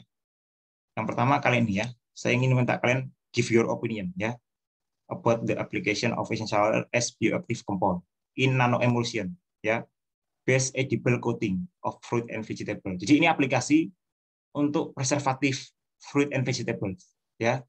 Tapi bentuknya berupa coating yang bisa dimakan. Jadi ini coating unik, ya. Jadi kalian menyimpan buah dan sayuran, gitu ya, dalam waktu lama. Tapi nanti ketika kalian ingin memasak atau makan aja dengan edible-nya, gitu ya. Nah, ini kalian baca, ya. Nanti kalian berikan opininya, ya. Berikan opini kalian terhadap artikelnya di alamat itu, ya. Terus yang kedua, tugas kalian nanti ini, ya. Saya minta kalian jelaskan, ya, explain in detail, ya. Jelaskan secara detail dan rinci, gitu ya. Skematik dari ini, ya. Ya, ini ada beberapa, ya, beberapa metode pembuatan, ya. Nano emulsion, oil water emulsion, ya. OW itu oil water, ya. oil water nano emulsion. Ya, ini yang ada di sini grafik ini ya. Ini saya berikan grafiknya. Ya, nanti tolong jelaskan secara detail, interpretasikan. Ini saya berikan ya. Ini adalah metodenya. Ada dua metode secara umum ya. Ada top down, ada bottom up. Top down saya punya 4 metode ya. Ada ultrasound yang kita gunakan juga bisa top down. Ada bottom up, ada self emulsification, ada phase infusion, gitu ya. Ada solvent demixing. Ya, ini adalah ke atas Sembuye. Sembuye ini adalah rata-rata ukuran dropletnya, ya, droplet nano emulsionnya, ya. Makin ke atas makin naik, ya, makin besar ukurannya rata-ratanya. Sembuye ada 2, ya. Sembuye yang di atas ini adalah energi. Energi yang dibutuhkan makin ke kanan makin besar. Yang ketiga ada bantuan surfaktan, ya, surfaktan to oil. Ini untuk menjembatani ini emulsi, ya, terbentuknya emulsi. Oil water. Oil water kan nggak larut air, ya, saling tidak larut, ya. Makanya kita perlu bantuan surfaktan untuk bisa mempertemukan oil and water itu. Ya. Jadi ini rasionya, ya. Ini paling kecil gitu ya, ini paling besar di sini. Ya. Tolong berikan interpretasi, jelaskan secara detail ya. Ada 2 metode, masing-masing metode itu ada 4, satunya top down, bottom up ada 3 ya. Saya minta kalian jelaskan ya, korelasinya seperti apa. Ya. Ini pengetahuan ya. Ini mungkin kalian nggak dapatkan gitu ya. Tapi ini kalau kalian bisa pelajari ini, saya yakin kunci untuk belajar nanopartikel sudah dapat gitu ya. Oke, selanjutnya tugasnya adalah ini ya. Ini saya ceritakan dulu. Ya. Ini adalah saya buatkan representasi skematik untuk essential oil gitu ya, atau essential oil kan termasuk juga vegetable oil ya. Jadi essential oil itu termasuk vegetable oil ya. Nah, kita bisa gunakan gitu ya. Aplikasinya untuk fortification atau fortifikasi. Ada yang tahu fortifikasi apa? Fortifikasi, ada yang tahu? Apa fortifikasi? Serlina, gimana? Fortifikasi itu apa? Belum pernah dengar? Belum pernah dengar, Pak. Belum pernah dengar? Oke, saya ingin tahu. Masa belum pernah dengar sampai sebesar ini? Ini saya coba tanya ini Nauvalia, siapa? Nauvalia?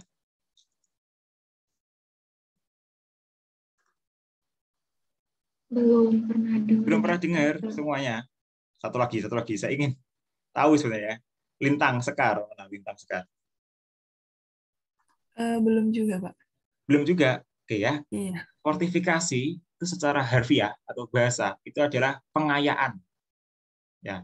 Kalau ini konteksnya makanan, artinya zat gizi atau mineral atau konten nutrisi di dalam makanan itu kita perkaya.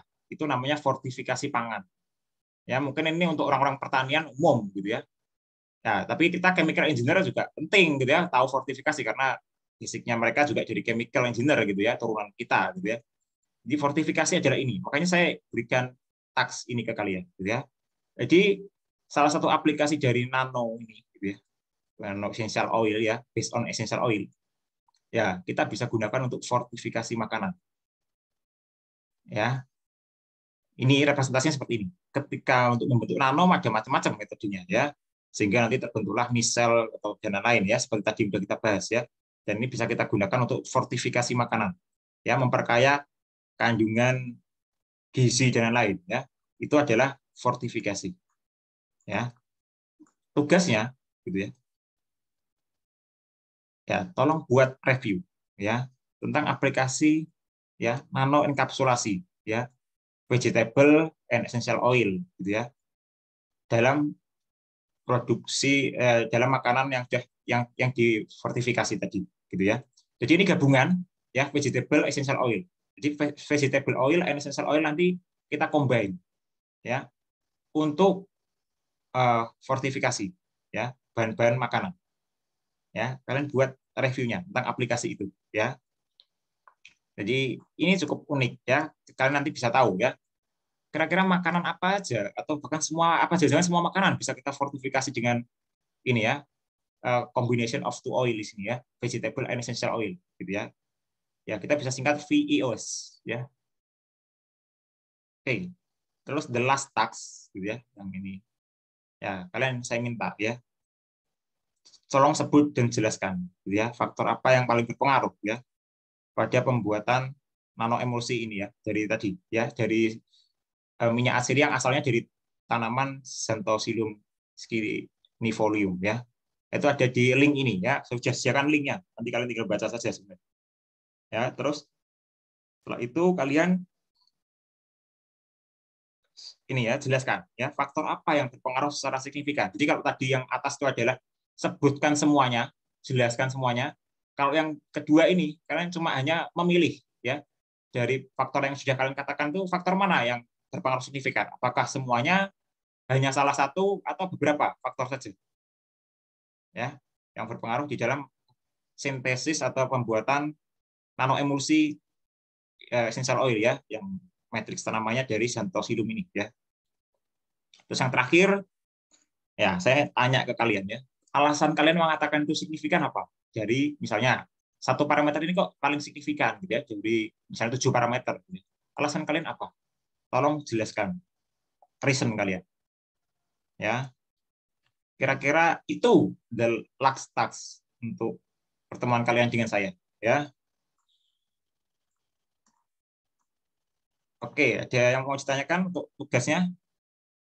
Ya, untuk materi dan tugas seperti biasa nanti saya titipkan ke Bu Nove gitu ya, untuk di share ke kalian ya, atau di share di mungkin Spada atau mungkin apa namanya LMS atau apa ya, saya nggak tahu istilahnya ya, karena saya juga mungkin agak berbeda juga di sini ya. Oke, ada yang mau tanyakan silakan kalau ada yang mau tanyakan ya.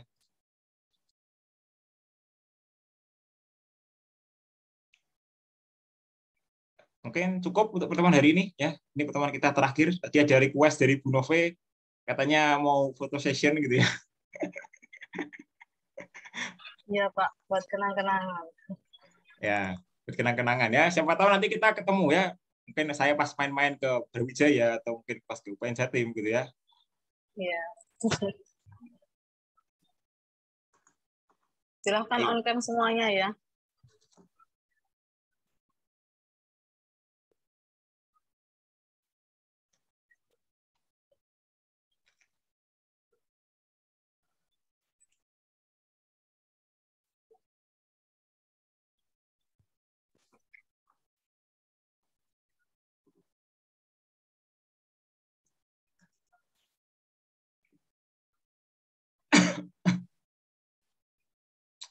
Sudah mandi semuanya belum nih?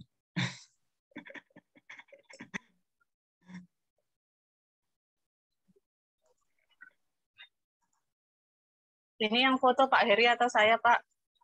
Monggo aja Bu. Kalau saya sih monggo aja. Mungkin bisa Bu Nove aja nggak apa-apa. Oke. Saya mulai ya. Slide yang pertama, gaya lebay-lebay nggak masalah ya. Biar nggak jenuh pakai emot-emot ya nggak apa-apa. Pakai emot apalah ya. Ya, kayak Mbak Putri ini sudah siap-siap pakai emot ini. Ya, jaim-jaim dikit lah ya. Gak usah ini ya. Gak usah jaim-jaim banget ya. Iya, ini sudah di luar kuliah kok fotonya dia. Iya, alay-alay dikit nggak masalah ya. Oke, saya mulai ya. 1, 2, 3. Tahan dulu slide pertama. Bentar ya Pak Heri. Sabar, santai Bu.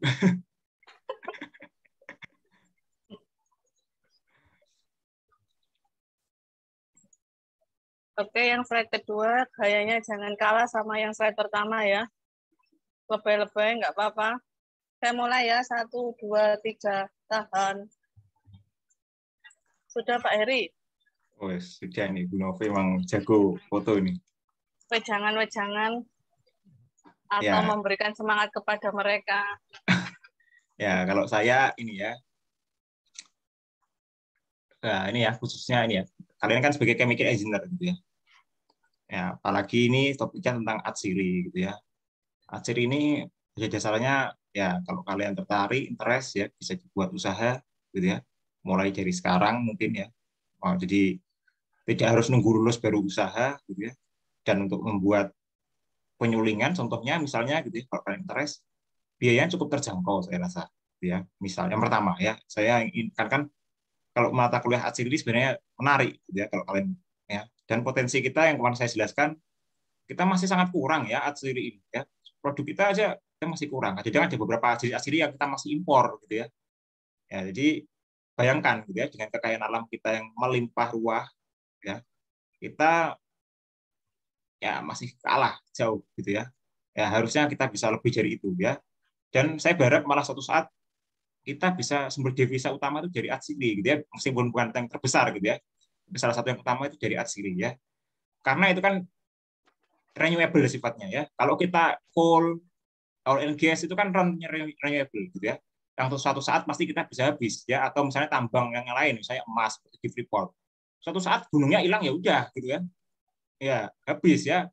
Tapi kalau essential oil ini sifatnya renewable gitu ya. Kalian tanam lagi, suling lagi, tanam lagi, suling lagi gitu aja ya. Dan secara lingkungan juga tidak merusak seperti tambang emas atau tambang yang menggunakan raksa apalagi gitu ya.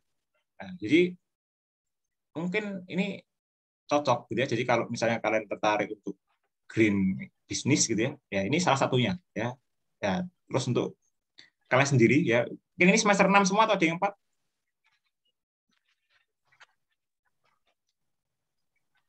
Enam semua di sini, yang dari UB atau bahkan yang dari UPN Jatim semester 6 semua? Iya Pak. 6 semua, Pak. 6 semua, oke ya. Apalagi semester 6 ya. Bentar lagi mungkin juga kalian akan masuk ke desain pabrik ya, perancangan pabrik atau bahkan penelitian gitu ya. Topik Atsiri juga bisa kalian usulkan ke beberapa pembimbing ataupun pengampu kalian ya. Saya yakin di kampus UB juga ada beberapa ya, misalnya Bu Chandrawati gitu ya. Ya, terus ada mungkin beberapa ya yang memang penelitiannya di bidang itu gitu ya. Ya, jadi apalagi di UPN Jatim mungkin ada Bu Nove, ada Bu Nana gitu ya. Jadi mungkin ide ini menarik gitu ya. Baik untuk metode ekstraksinya sampai situ aja cukup gitu ya, hanya ekstraksi saja atau sampai aplikasi seperti tadi gitu ya. Jadi explore lah semaksimal mungkin gitu ya. Siapa tahu kalian menjadi inventor di bidang apa gitu ya. Jadi kalian jangan mikir wah saya S1 gitu ya. Penelitian saya mungkin hanya simpel-simpel gitu ya. Tapi simpel tapi punya impact besar ya. Intinya seperti itu aja ya. Jadi kalian kalau Atsiri ini sangat simpel sebenarnya ya. Sebenarnya kita hanya mainannya kan simpel ya, manasi aja intinya gitu ya. Hanya pemanasannya aja yang lain-lain mungkin ya, dengan gelombang atau mungkin yang lain gitu ya. Hanya kita main-main di situ aja prinsipnya ya. Untuk kalian karena masih satu tahun lagi kuliah ya semangat ya. Semuanya masih bisa dirubah gitu ya. Jadi tidak ada kata terlambat ya, asalkan kalian punya spirit motivasi gitu ya untuk bisa lebih bagus gitu ya. Ya, maksudnya tidak hanya IPK ya, tidak hanya sekedar akademis gitu ya. Tapi mungkin dari non akademis gitu ya, yang mungkin bisa kalian coba evaluasi. Ya, jadi kalau saran saya ya tetap semangat ya. Semuanya masih panjang gitu ya. Apalagi mungkin yang ada rencana sekolah lanjut gitu ya. Jadi jalannya masih sangat panjang lagi gitu ya. Ya kalau ingin kerja juga ya bisa mungkin mulai sekarang di ini ya, di planning ya,